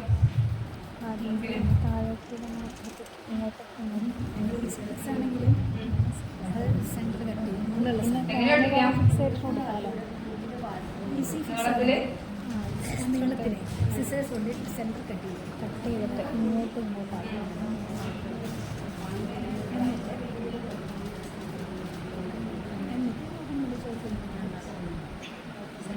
ചെറിയൊരു കഷ്ണം നമ്മൾ എടുക്കൂലേ പ്ലാസ്റ്റർ എന്തല്ലേ ജസ്റ്റ് ഇത് നടുവില് കട്ട് ചെയ്യും. എന്നിട്ട് മൂക്കിന്റെ മുകളിൽ കൂടെ ഇത്രയും ഭാഗം കട്ട് ചെയ്യൂലേ? ഇല്ല എത്ര കട്ട് ചെയ്യൂലേ? ജസ്റ്റ് നമ്മൾ ഇവിടേക്ക് ഒന്ന് ഷേപ്പ് ആക്കി കൊടുക്കൂലേ? അത് നിൽക്കുന്ന രീതിയിൽ ഷേപ്പ് ആക്കി കൊടുത്ത് നമ്മളിത് എവിടെ ഒട്ടിക്കും? മൂക്കിന്റെ മേലെ ഒട്ടിക്കും അല്ലേ? മൂക്കിന്റെ മേലെ ഒട്ടിച്ചിട്ട് ഈ ഭാഗം ഒന്ന് ട്യൂബിൽ ചുറ്റിയിട്ട് നമ്മള് വീണ്ടും മുകളിലേക്ക് ഒട്ടിച്ച് കൊടുക്കുക. ഇനി ഇത് എത്ര ദിവസം കൂടുമ്പോൾ മാറ്റണം? ഒരു 4 ദിവസം പശ പോണതിനനുസരിച്ച്. 4 days. ഡൈനാബ്ലാസ്റ്റ് ആണെങ്കിൽ പശ പോകില്ല, അവിടെ ഉണ്ടാവും. അപ്പൊ അവിടെ നിന്നോട്ടെ, വൃത്തികേടാവണതിനനുസരിച്ച്. ഫുഡ് വേസ്റ്റ് ഒക്കെ ഉണ്ടെങ്കിൽ തുമ്മുമ്പോ പോരും. ഞാൻ അധികം ഡൈനാപ്ലാസ്റ്റ് ഒട്ടിച്ചു കൊടുക്കാറില്ല. കാരണം എന്താ അറിയോ? ഇത് ഒട്ടിച്ചു കഴിഞ്ഞാൽ പിന്നെ ഇത് വൃത്തിയാക്കണ്ടെന്നുള്ള ധാരണയാണ്, ഇത് ഊരണ്ടാന്നുള്ള ധാരണയാണ് പല ആളുകൾക്കും. അതുകൊണ്ട് ഞാൻ അധികം അലൻസി ടേപ്പോ അല്ലെങ്കിൽ പേപ്പർ പ്ലാസ്റ്റർ ഒട്ടിച്ചു കൊടുക്കും. അത് പോരില്ല, വേർപ്പ് തട്ടിയാ പോരില്ല. കാരണം ഇത് ഡെയിലി മാറ്റിയാണ് വിട്ടാല് അവന് പ്രശ്നമില്ല. കാരണം ഡെയിലി അവര് നനച്ചു തുടയ്ക്കുമ്പോ ഈ പ്ലാസ്റ്റർ ഊരി കളയുന്നു, വേറെ പ്ലാസ്റ്റർ ഒട്ടിച്ചു കൊടുക്കും. അതിനെന്താ പ്രശ്നം? ഒരു പ്രശ്നമില്ല. ഇനി മറ്റേ ടേപ്പ് ആണെങ്കിൽ 2-3 ദിവസം അല്ലെങ്കിൽ 4 ദിവസം നിൽക്കും. 4 ദിവസം കഴിയുമ്പോൾ എന്തായാലും അത് മാറ്റി ഒട്ടിച്ചു കൊടുക്കാൻ വേണ്ടിട്ട് പറഞ്ഞു. കാരണം ഇല്ലെങ്കിൽ എന്താ, അത് നിൽക്കുന്നിടത്തോളം ദിവസം അവിടെ മുറിവാകാനുള്ള സാധ്യത കൂടുതലാണ്. ഞാൻ അങ്ങനെ എടുക്കും പ്ലാസ്റ്റർ. ഡൈനാപ്ലാസ്റ്റ് ആണെങ്കിൽ അങ്ങനെ എടുക്കും. ഡൈനാപ്ലാസ്റ്റ് ആണെങ്കിൽ ആ ട്യൂബിന്റെ മുകളിലും ഉണ്ടാവും, മൂക്കിലും ഉണ്ടാവും, എല്ലായിടത്തും ഉണ്ടാവൂലേ, ചക്കവളഞ്ഞ പോലെ ഒട്ടി വെച്ചിട്ടുണ്ടാവും. അതൊരു കട്ടിക്ക് ഇത്രയും നല്ല എടുക്കുക. അപ്പൊ ഞാൻ കാണിച്ച അത്രയൊന്നും ആവൂല. ഇവിടെ ഒരു ഒട്ടിപ്പുണ്ടാവും, അതിന്റെ മേലെ ഒരു ഒട്ടിപ്പുണ്ടാവും, ഇവിടെ ഒരു ഒട്ടിപ്പുണ്ടാവും ഇല്ലേ? എവിടെയൊക്കെ ഒട്ടിക്കാൻ പറ്റുമോ അവിടെയൊക്കെ ഒട്ടിച്ചിട്ടുണ്ടാവും ഇല്ലേ? അത്രയൊക്കെ വേണോ? ഒട്ടിക്കണോ? വേണോ? ജസ്റ്റ് മൂക്കിൽ ഒരു ഒട്ടിക്കല് മാത്രം മതി അല്ലേ? ഇവിടേക്ക് നിങ്ങൾ ഒട്ടിച്ചേക്കുണ്ടോ നെറ്റിയില്? അവിടെ പിടിച്ചു വലിക്കുന്ന പേഷ്യന്റ് ആകുമ്പോ പിടിച്ചു വലിക്കുന്ന ആൾക്ക് ഇവിടേക്ക് ഒട്ടിച്ചെടുക്കും. ഇവിടെ ഒട്ടിക്കണോ? ഒട്ടിക്കണം. കൈ കെട്ടിട്ടാൽ ഞങ്ങൾ ചെയ്യുന്ന ജസ്റ്റ് അത് ഇവിടുന്ന് എടുത്ത് ചെവിയുടെ കൂടെ ആക്കി വെച്ചു. എന്നിട്ട് ജസ്റ്റ് ഒരു തുണിയോ ടവലോ എന്തെങ്കിലും കെട്ടി വെച്ചു. അപ്പൊ എന്താണ്, ഇത് നേരെ ഇങ്ങനെ കാണുമ്പോഴാണ് പേഷ്യന്റ് പ്രശ്നം. അവരുടെ കണ്ണിന്റെ മുന്നിൽ കാണുമ്പോൾ സ്വാഭാവികമായിട്ട് അത് വലിക്കാനുള്ള ടെൻഡൻസി ഉണ്ടാകും. നേരെ ഇതിലേക്ക് എടുക്കുമ്പോൾ അത്ര അവരുടെ കണ്ണിലേക്ക് അത് കാണില്ല. അപ്പൊ അത് വലിക്കാനുള്ള ടെൻഡൻസി കുറയും. ജസ്റ്റ് നമ്മൾ ഇതിലെ ഇങ്ങനെ എടുത്തിട്ട് ചെവിന്റെ വിറകിൽ കൂടെ വെച്ചിട്ട് ഒരു ടവലോ അല്ലെങ്കിൽ ഒരു കോട്ടൺ തുണിയോ എടുത്തിട്ട് ജസ്റ്റ് ഒന്ന് കെട്ടി വെച്ചു കൊടുത്താല് മതി. അതവിടെ നിന്നോളൂ. അല്ലാതെ പ്ലാസ്റ്ററിനെ ഒട്ടിക്കണം എന്നുള്ള ആവശ്യം ഇല്ല. അതിലെന്തെങ്കിലും കൺഫ്യൂഷൻ ഉണ്ടാവും? പ്ലാസ്റ്റർ വേണോ? വേണ്ട. അങ്ങനെ ചെയ്യാൻ വേണ്ടിയിട്ട് പറ്റും. പിന്നെ നേരത്തെ കുറെ ആളുകൾ ചോദിച്ചു, ജെല്ലി പുഷ് ചെയ്യണോ, ജെല്ലി ട്യൂബിൽ തേച്ചാൽ മതിയോ? അതിപ്പോഴെല്ലാവർക്കും ഒരു കൺഫ്യൂഷൻ ആണല്ലേ. ജെല്ലി ട്യൂബിൽ തേച്ചാലുള്ള വിഷയം എന്താ? മൂക്കിന് ട്യൂബിന്റെ ഹോള് അടഞ്ഞു പോകാണ്. ഏത് നമ്മൾ ട്യൂബിൽ തേച്ചാലോ?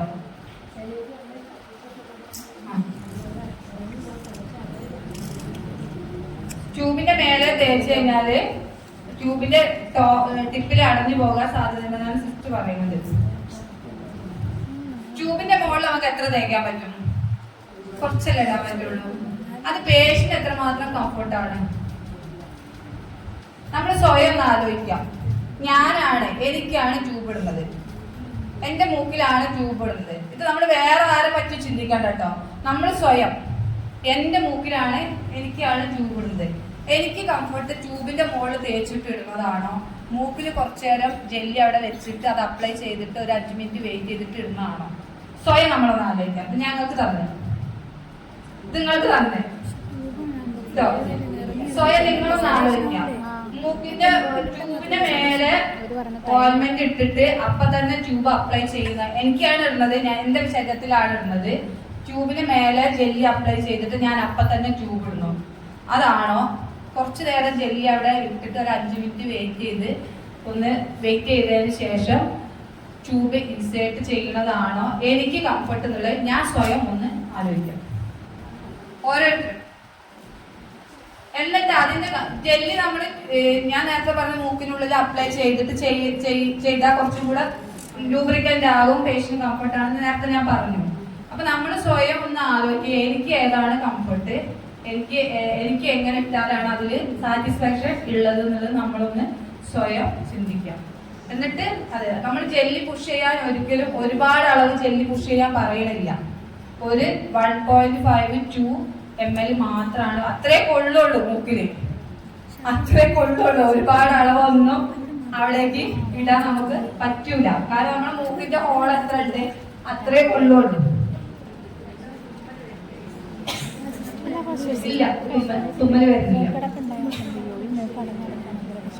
കാരണം നമ്മൾ ഒരുപാട് ഫോഴ്സ് എടുത്തിട്ടല്ല അത് പുഷ് ചെയ്യുന്നത്, സ്ലോലിയാണ് പുഷ് ചെയ്യുന്നത്. ജെല്ലി സ്ലോലിയാണ് നമ്മൾ പുഷ് ചെയ്യുന്നത്, ഒരുപാട് സ്പീഡിലല്ല ചെയ്യുന്നത്. സ്പീഡിൽ പുഷ് ചെയ്യുമ്പോൾ പേഷ്യന്റ് ചിലപ്പോൾ അത് ഇങ്ങടേക്ക് ഇറങ്ങി പോകാനുള്ള ഒരു സാധ്യത കൂടുതലാണ് അല്ലേ.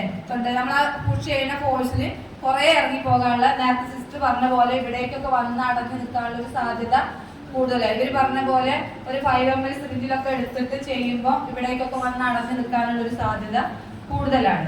പക്ഷെ ഒരു 1.5-2 ml എടുക്കുമ്പോൾ എത്രമാത്രം ജെല്ലി ഉണ്ടാവുമെന്ന് നമ്മൾ ആലോചിക്കാം, അത് എത്രമാത്രം എത്തും എന്നുള്ളതും ആലോചിക്കാം. പിന്നെ അത് വായിൽ കൂടെ ഇനിയിപ്പോ കുറച്ച് ഇവിടേക്ക് ഇറങ്ങി പോയാലും അത് പ്രശ്നമുള്ള സാധനമല്ലല്ലോ, അത് തിരിച്ചു പോരും. അത് അവിടെ നിൽക്കില്ല, അത് പോരും. അപ്പൊ അത് രോഗിക്ക് എത്രമാത്രം, അതുകൊണ്ട് രോഗിക്ക് ബുദ്ധിമുട്ടുണ്ടാക്കോ അല്ലെങ്കിൽ അത് രോഗിക്ക് ഈസി ആണോ എന്നുള്ളത് നമ്മൾ സ്വയം ഒന്ന് ആലോചിക്കാം. ഇനി നിങ്ങൾക്ക് വിട്ടു തന്നെ കേട്ടോ. ഇനി റൈസ് ട്യൂബ് ഇട്ട രോഗിക്ക് എന്തൊക്കെ കെയറുകൾ നമ്മൾ പറഞ്ഞു കൊടുക്കണം. റൈസ് ട്യൂബ് ഇട്ട് കഴിഞ്ഞു, നമ്മള് ട്യൂബ് ഇട്ട് ട്യൂബ് ഫിക്സ് ചെയ്തു, ഉറപ്പിച്ച് അവിടെ നിർത്തി. ഇനി എന്താണ് നമ്മൾ ചെയ്യേണ്ടത്? ട്യൂബ് കറക്റ്റ് പൊസിഷനിലാണെന്ന് കണ്ടു, നമ്മൾ എടുത്തു വെച്ച വെള്ളം കൊടുത്തു. ഈ വെള്ളം കൊടുക്കുമ്പോ ചിലപ്പോൾ ട്യൂബ് കൂടെ ഇറങ്ങുന്നില്ല അല്ലെ, വരാം അല്ലെ. ട്യൂബൊക്കെ നമ്മൾ ഇട്ടത് കറക്റ്റ് പൊസിഷനിലാണ്, നമ്മൾ നോക്കി ഫിക്സ് ചെയ്ത് അത് എയർ പുഷ് ചെയ്ത് നോക്കി വയറിൽ തന്നെയാണ്. പക്ഷെ സിറിഞ്ച് വെച്ച് നമ്മള് വെള്ളം ഒഴിച്ചു, വെള്ളം പോകുന്നേയില്ല, വെള്ളം പോകുന്നതില്ല, ടൈറ്റ് ആയിട്ട് എന്ത് ചെയ്യും? സിറിഞ്ച് വെച്ചിട്ട് എന്ത് ചെയ്യും? അങ്ങനെ വരില്ലേ? എന്താ നിങ്ങൾ ചെയ്യല്? സിറിഞ്ച് വെച്ചിട്ട് വെള്ളം ഇനി എന്നോട് ക്വസ്റ്റ്യൻ ചോദിക്കില്ലേ? അങ്ങോട്ടേക്ക് അതിന്റെ പിസ്റ്റൾ വെച്ചിട്ട് പുഷ് ചെയ്യും ആ സിറിഞ്ചിന്റെ. ആദ്യം ആസ്പിറേറ്റ് ചെയ്ത് എടുക്കൂലേ നമ്മള്, ആസ്പിറേറ്റ് ചെയ്ത് നോക്കും അത് അവിടെ എവിടെയെങ്കിലും എയർ ടൈറ്റ് ആയിട്ട് നിൽക്കുന്നുണ്ടോ. കാരണം കുറെ സമയം ചിലപ്പോൾ ഭക്ഷണം കഴിക്കാതൊക്കെ ഇരിക്കുന്ന ആളായിരിക്കും, ചിലപ്പോൾ സ്റ്റൊമക്കിൽ എയർ ഒക്കെ വന്ന് നല്ല കൺജസ്റ്റഡ് ആയിട്ട് നിൽക്കുന്നുണ്ടായിരിക്കും. അപ്പൊ ചിലപ്പോൾ പേഷ്യന്റിന് ബുദ്ധിമുട്ടുണ്ടായിരിക്കും. അപ്പൊ എന്താവും, നമ്മള് വിഡ്രോ ചെയ്ത് നോക്കും. സ്റ്റൊമക് കണ്ടന്റ് വരുന്നുണ്ടോന്ന് നമ്മള് ചിലപ്പോ നമുക്ക് കറക്റ്റ് അല്ല കിട്ടിയതെങ്കിൽ നമ്മൾ നോക്കൂല, സ്റ്റൊമക് ആസ്പിറേറ്റ് ചെയ്ത് നമ്മൾ നോക്കും. സ്റ്റൊമക് കണ്ടന്റ് വരുന്നുണ്ടോ എന്നുള്ളത് നമ്മൾ ആസ്പിറേറ്റ് ചെയ്ത് നോക്കും. അപ്പൊ നമ്മള് ആ വെള്ളം ഒഴിച്ചു, പോകുന്നില്ല തീരെ, ജസ്റ്റ് ഒന്ന് നമ്മൾ ആ ട്യൂബ് ഒന്ന് നല്ലോണം ഒന്ന് പൊക്കി പിടിച്ചാൽ പോകും. കുറച്ചൊരു 10 മിനിറ്റ് വെയിറ്റ് ചെയ്താൽ പോവും. ചിലപ്പോ അത് പോയില്ലെങ്കിൽ നമ്മൾ എന്തെങ്കിലും ആ വെള്ളം നമ്മൾ ഒഴിച്ച പാത്രത്തിലേക്ക് തന്നെ ഒഴിച്ച് ജസ്റ്റ് സിറിഞ്ച് വെച്ചൊന്ന് ആസ്പിറേറ്റ് ചെയ്ത് നമ്മള് നോക്കണം. നോക്കിയിട്ട് ചിലപ്പോ നല്ല എയർ ടൈറ്റ് ആവും അല്ലെ, എയർ നല്ല ടൈറ്റ് ആയിട്ട് നിൽക്കും. ഒരു 5-6 ചിലപ്പോ ഒരു 10 തവണയൊക്കെ നമ്മൾ ചെയ്യേണ്ടി വരും.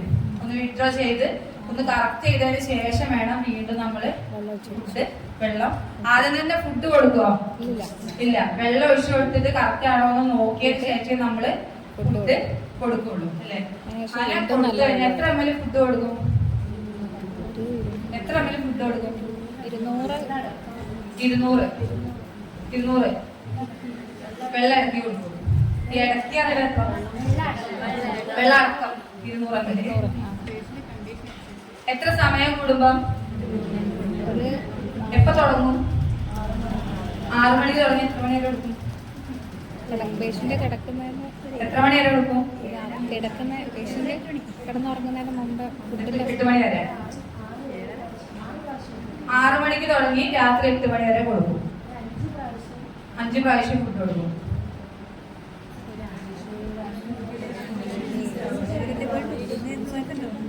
എത്ര സമയം വരെ കൊടുക്കും? പേഷ്യന്റിന്റെ അവസ്ഥ നോക്കിയിട്ടേ പേഷ്യന്റിന്റെ കണ്ടീഷൻ നോക്കും. എത്ര അളവ് ഫുഡ് കൊടുക്കണം എന്നുള്ളത് നമ്മുടെ പേഷ്യന്റിന്റെ കണ്ടീഷൻ നോക്കിയിട്ടാണ് നമ്മൾ പ്ലാൻ ചെയ്യുന്നത്. ഇപ്പൊ ഒരു മോശ അവസ്ഥയിൽ അൺസ്റ്റേബിൾ ആയിട്ട് കിടക്കുന്ന പേഷ്യന്റ് ആണെങ്കിൽ ചിലപ്പോൾ 200 ml ആവശ്യം അവിടെ ഉണ്ടാവില്ല. 200 ml ആവശ്യം അവിടെ ഉണ്ടാവില്ല. ഒരു ഹെൽത്തി ആയിട്ടുള്ള പേഷ്യന്റ് ആണ്, അവർക്ക് ഫുഡാണ് എത്തേണ്ടതെങ്കിൽ അവിടെ ചിലപ്പോൾ 200 ml മതിയാവില്ല അല്ലേ? പേഷ്യന്റിന്റെ കണ്ടീഷൻ അനുസരിച്ചാണ് നമ്മൾ ഫുഡിന്റെ അളവ് തീരുമാനിക്കാം. നേരത്തെ പറഞ്ഞ പോലെ ഇപ്പൊ ഒരു ഓറൽ ക്യാൻസർ അല്ലെങ്കിൽ ഒരു സ്ട്രോക്ക്, അവർക്കൊക്കെ ഫുഡ് എത്തേണ്ട ആവശ്യം കൂടുതലാണ് അല്ലെ? ആവശ്യമുണ്ട്, ഫുഡ് ആവശ്യമുണ്ട്.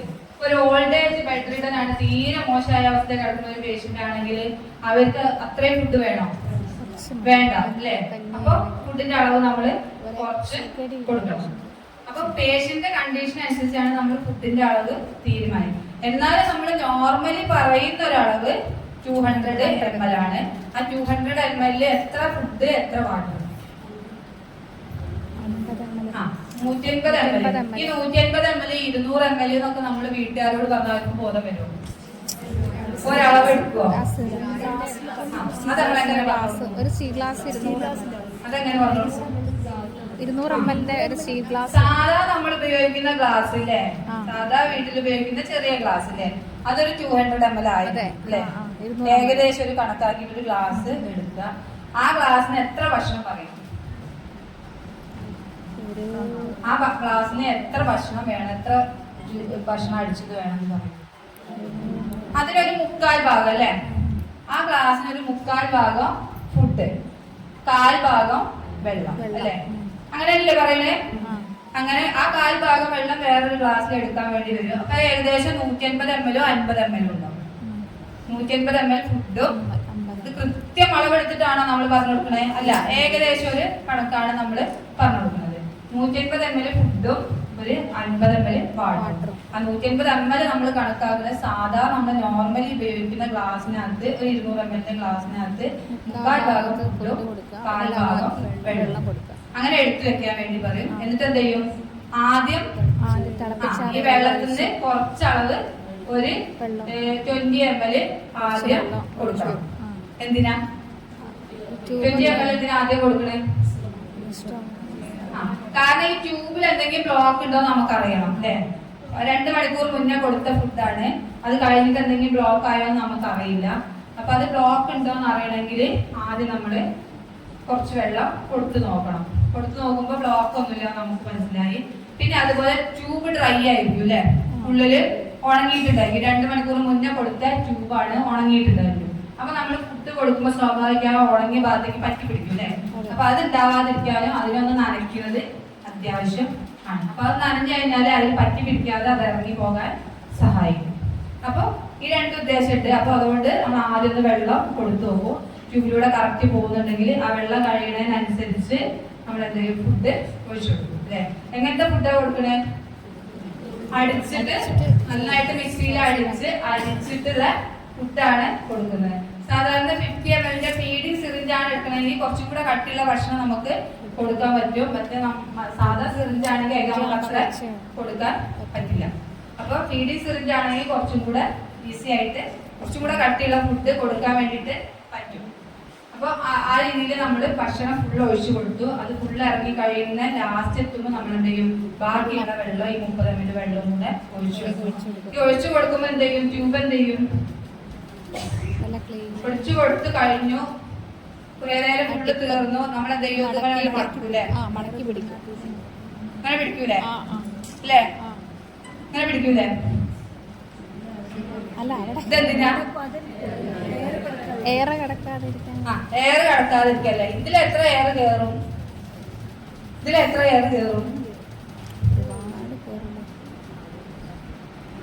എയർ കയറിയിട്ട് പേഷ്യന്റിന് ഗ്യാസ്ട്രൈറ്റിസ് ഒക്കെ ഉണ്ടാക്കുമോ?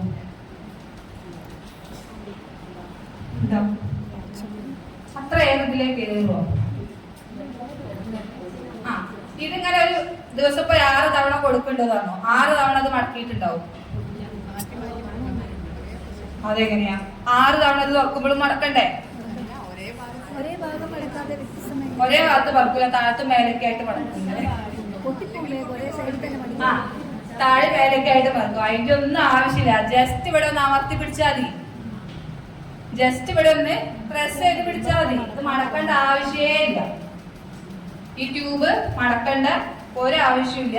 ഇതിലെ അതിന് മാത്രം എയർ ഒന്നും കയറി പോലെ. ഞാൻ എയർ കയറിയാലും നേരത്തെ പറഞ്ഞ ഭക്ഷണം ഇറങ്ങാത്ത പ്രയാസമാണ് ഉണ്ടാവുക. ട്യൂബിനുള്ളിൽ എയർ ടൈറ്റ് ആയിട്ട് ബ്ലോക്ക് ആവും. ട്യൂബിനുള്ളില് എയർ ടൈറ്റ് ആയിട്ട് ബ്ലോക്ക് ആവുന്നല്ലാതെ സ്റ്റൊമക്കിലേക്ക് എയർ ഇതിൽ വല്ലാതെ കയറൂല. അപ്പൊ ഒരിക്കലും ഇത് നമ്മള് ഇങ്ങനെ മടക്കി പിടിക്കേണ്ട ആവശ്യമില്ല. ജസ്റ്റ് ഒന്ന് പ്രസ് ചെയ്ത് പിടിച്ചാൽ മതി. ട്യൂബിലേക്ക് എയർ കയറാതെ നോക്കുക എന്നുള്ളതാണ് പ്രധാനം. അപ്പൊ അതിന് ജസ്റ്റ് ഒന്ന് പ്രസ് ചെയ്ത് പിടിച്ചാൽ മതി. മടക്കേണ്ട ആവശ്യമില്ല. മടക്കി കഴിഞ്ഞാൽ നമ്മളിത് ഇടയ്ക്കിടയ്ക്ക് പോയി മാറ്റി കൊടുക്കേണ്ട ആവശ്യം വരും. ഈ എത്ര ദിവസം കൂടുമ്പോൾ ഇത് മാറ്റും?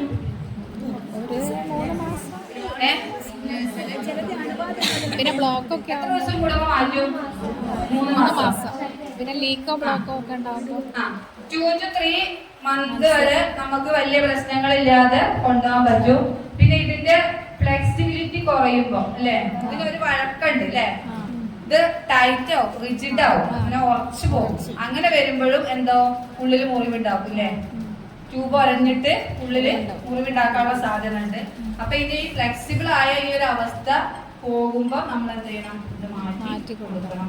ഏകദേശം ഒരു 2 to 3 മന്ത് വരെ നമുക്ക് വലിയ പ്രശ്നങ്ങളില്ലാതെ ട്യൂബ് മുന്നോട്ട് കൊണ്ടുപോകാൻ പറ്റും. പിന്നെ അതല്ലാതെ ഇതുപോലെ പൊട്ടി പോവുക, അതുപോലെ ചിലപ്പോ ഈ ക്യാപ്പൊക്കെ പൊട്ടിച്ചറിയ ആൾക്കാർ ക്യാപ്പ് പൊട്ടി. അപ്പൊ ഇതൊക്കെ തുറക്കുമ്പോ ശ്രദ്ധിച്ച് തുറക്കണം എന്നുള്ളത് നമ്മൾ പറഞ്ഞ് കൊടുക്കണം അവർക്ക്. ഇല്ലെങ്കിൽ ഇത് വലിച്ചു പറിച്ചിട്ടൊക്കെ ആയിട്ട് തുറക്കുക, ഇത് പൊട്ടിച്ചൊക്കെ കളഞ്ഞിട്ടുണ്ടായിരുന്നു. അപ്പൊ അതൊക്കെ നമ്മൾ കൃത്യമായിട്ട് അവർക്ക് പറഞ്ഞ് മനസ്സിലാക്കി കൊടുക്കണം. അപ്പൊ അതല്ലെങ്കിൽ പൊട്ടിപ്പോവുക, ഇതുപോലെ എന്തെങ്കിലും കോംപ്ലിക്കേഷൻ വരുമ്പോ നമ്മള് ട്യൂബ് മാറ്റി കൊടുക്കും. ഈ ട്യൂബ് എങ്ങനെ ഊരുക? മൂക്ക് കിടക്കുകയാണ്, എങ്ങനെ ഊരും? പ്ലാസ്റ്റർ ഊരി ഇല്ലേ? എങ്ങോട്ട് വലിക്കും? എങ്ങോട്ട് വലിക്കും? ആ പുറത്തേക്ക് ഏത് ഡയറക്ഷനിലാണ് നമ്മൾ വലിക്കുന്നത്? ഇതിങ്ങനെ ഇട്ടൊരു ട്യൂബാണ്. ഇത് ഇങ്ങനെ തന്നെ വലിക്കോ, അല്ലെങ്കിൽ ഇങ്ങനെ വലിക്കോ, താഴോട്ടേക്ക് വലിക്കോ, മേലോട്ടേക്ക് വലിക്കോ, ഏത് പൊസിഷനിലാണ് നമ്മൾ ചെയ്യാം? ഇതൊക്കെ ഭാരം നോക്കണല്ലേ, അത് വീട്ടുകാരെ ഊരിട്ടുണ്ടോ അല്ലേ? നമ്മള് ജസ്റ്റ് ഒന്ന് ഇതിനൊന്ന് മടക്കൂലേ, ആ മൂക്കിൽ ഇരിക്കുന്ന ആ ഭാഗത്ത് വെച്ചിട്ട് ജസ്റ്റ് ഒന്ന് മടക്കി എന്നിട്ട് എന്ത് ചെയ്യും? താഴോട്ടേക്ക് വലിച്ചിട്ട് വിഡ്രോ ചെയ്യും. അങ്ങനെ തന്നെയല്ലേ? ഓക്കെ. വലിച്ചൂരാത്ത കേസാണ് ഞാൻ പറഞ്ഞത്. വലിച്ചൂരാത്ത കേസാണ് അത്. നമ്മൾ നോക്കണില്ല എന്നാണ് പറഞ്ഞത്. ചിലപ്പോ നമ്മൾ ശ്രദ്ധിക്കുന്നുണ്ടാ, ചിലപ്പോ നമ്മൾ ശ്രദ്ധിക്കാതെ ചെയ്തിട്ട് പോരെ ചെയ്യും. ഇനി എന്തൊക്കെ ഭക്ഷണങ്ങള് പിടിക്കല് നേരത്തെ പറഞ്ഞ വിഷയം, എന്തൊക്കെ ഭക്ഷണങ്ങൾ നമ്മൾ കൊടുക്കും? കഞ്ഞി കൊടുക്കാം, പിന്നെ സോപ്പ്, എല്ലാ ഭക്ഷണവും നമുക്ക് ട്യൂബ് കൂടെ കൊടുക്കാൻ വേണ്ടിട്ട് പറ്റും. എല്ലാ ഭക്ഷണവും അടിച്ചിട്ട് നമ്മള് ജ്യൂസ് ആക്കിയിട്ട് ട്യൂബ് കൂടെ കൊടുക്കാൻ വേണ്ടിട്ട് പറ്റും. നേരത്തെ പറഞ്ഞ ടൈം നമ്മൾ പറഞ്ഞില്ല അല്ലേ? 6 മണിക്ക് തുടങ്ങി ഒരു മാക്സിമം ഒരു 7:30-8 മണി വരെ മതി. അതിന്റെ അപ്പുറത്തേക്ക് ഫുഡ് വേണ്ട, കാരണം അത് ദഹിക്കൂല. അത് പിന്നൊക്കെ വിഷമായിട്ട് അവിടെ കിടക്കും. അപ്പൊ മാക്സിമം അത്രയും ആവശ്യമുള്ളൂ ഒരാൾക്ക്. നമ്മൾ എത്ര മണി വരെ ആയിരിക്കും? 12 മണിക്ക് കിട്ടാൻ പറ്റില്ല അല്ലേ? അപ്പൊ മാക്സിമം ഒരു 7:30-8 മണി വരെയുള്ള ഫുഡ് ആവശ്യമുള്ളൂ. ആ സമയത്തിനുള്ളിൽ ഫുഡ് കൊടുത്ത് നമ്മൾ തീർക്കണം.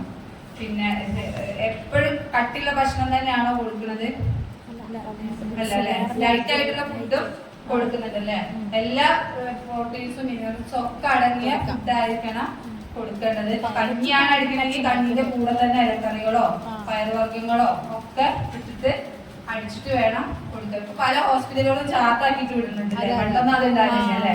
പല ഹോസ്പിറ്റലുകളും ചാർട്ട് ചെയ്തിട്ട് ഭക്ഷണം കൊടുക്കണം.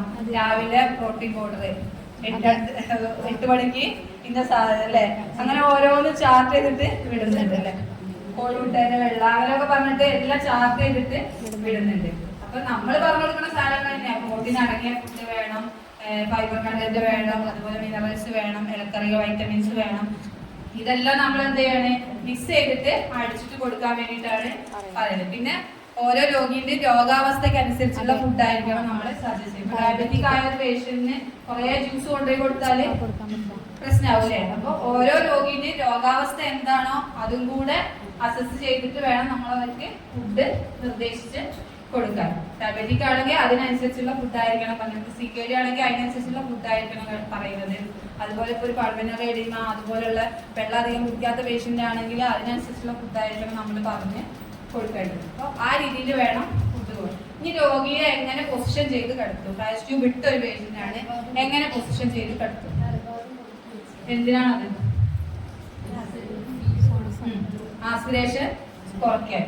എങ്ങനെ ആസ്പിരേഷൻ വരുന്നത്?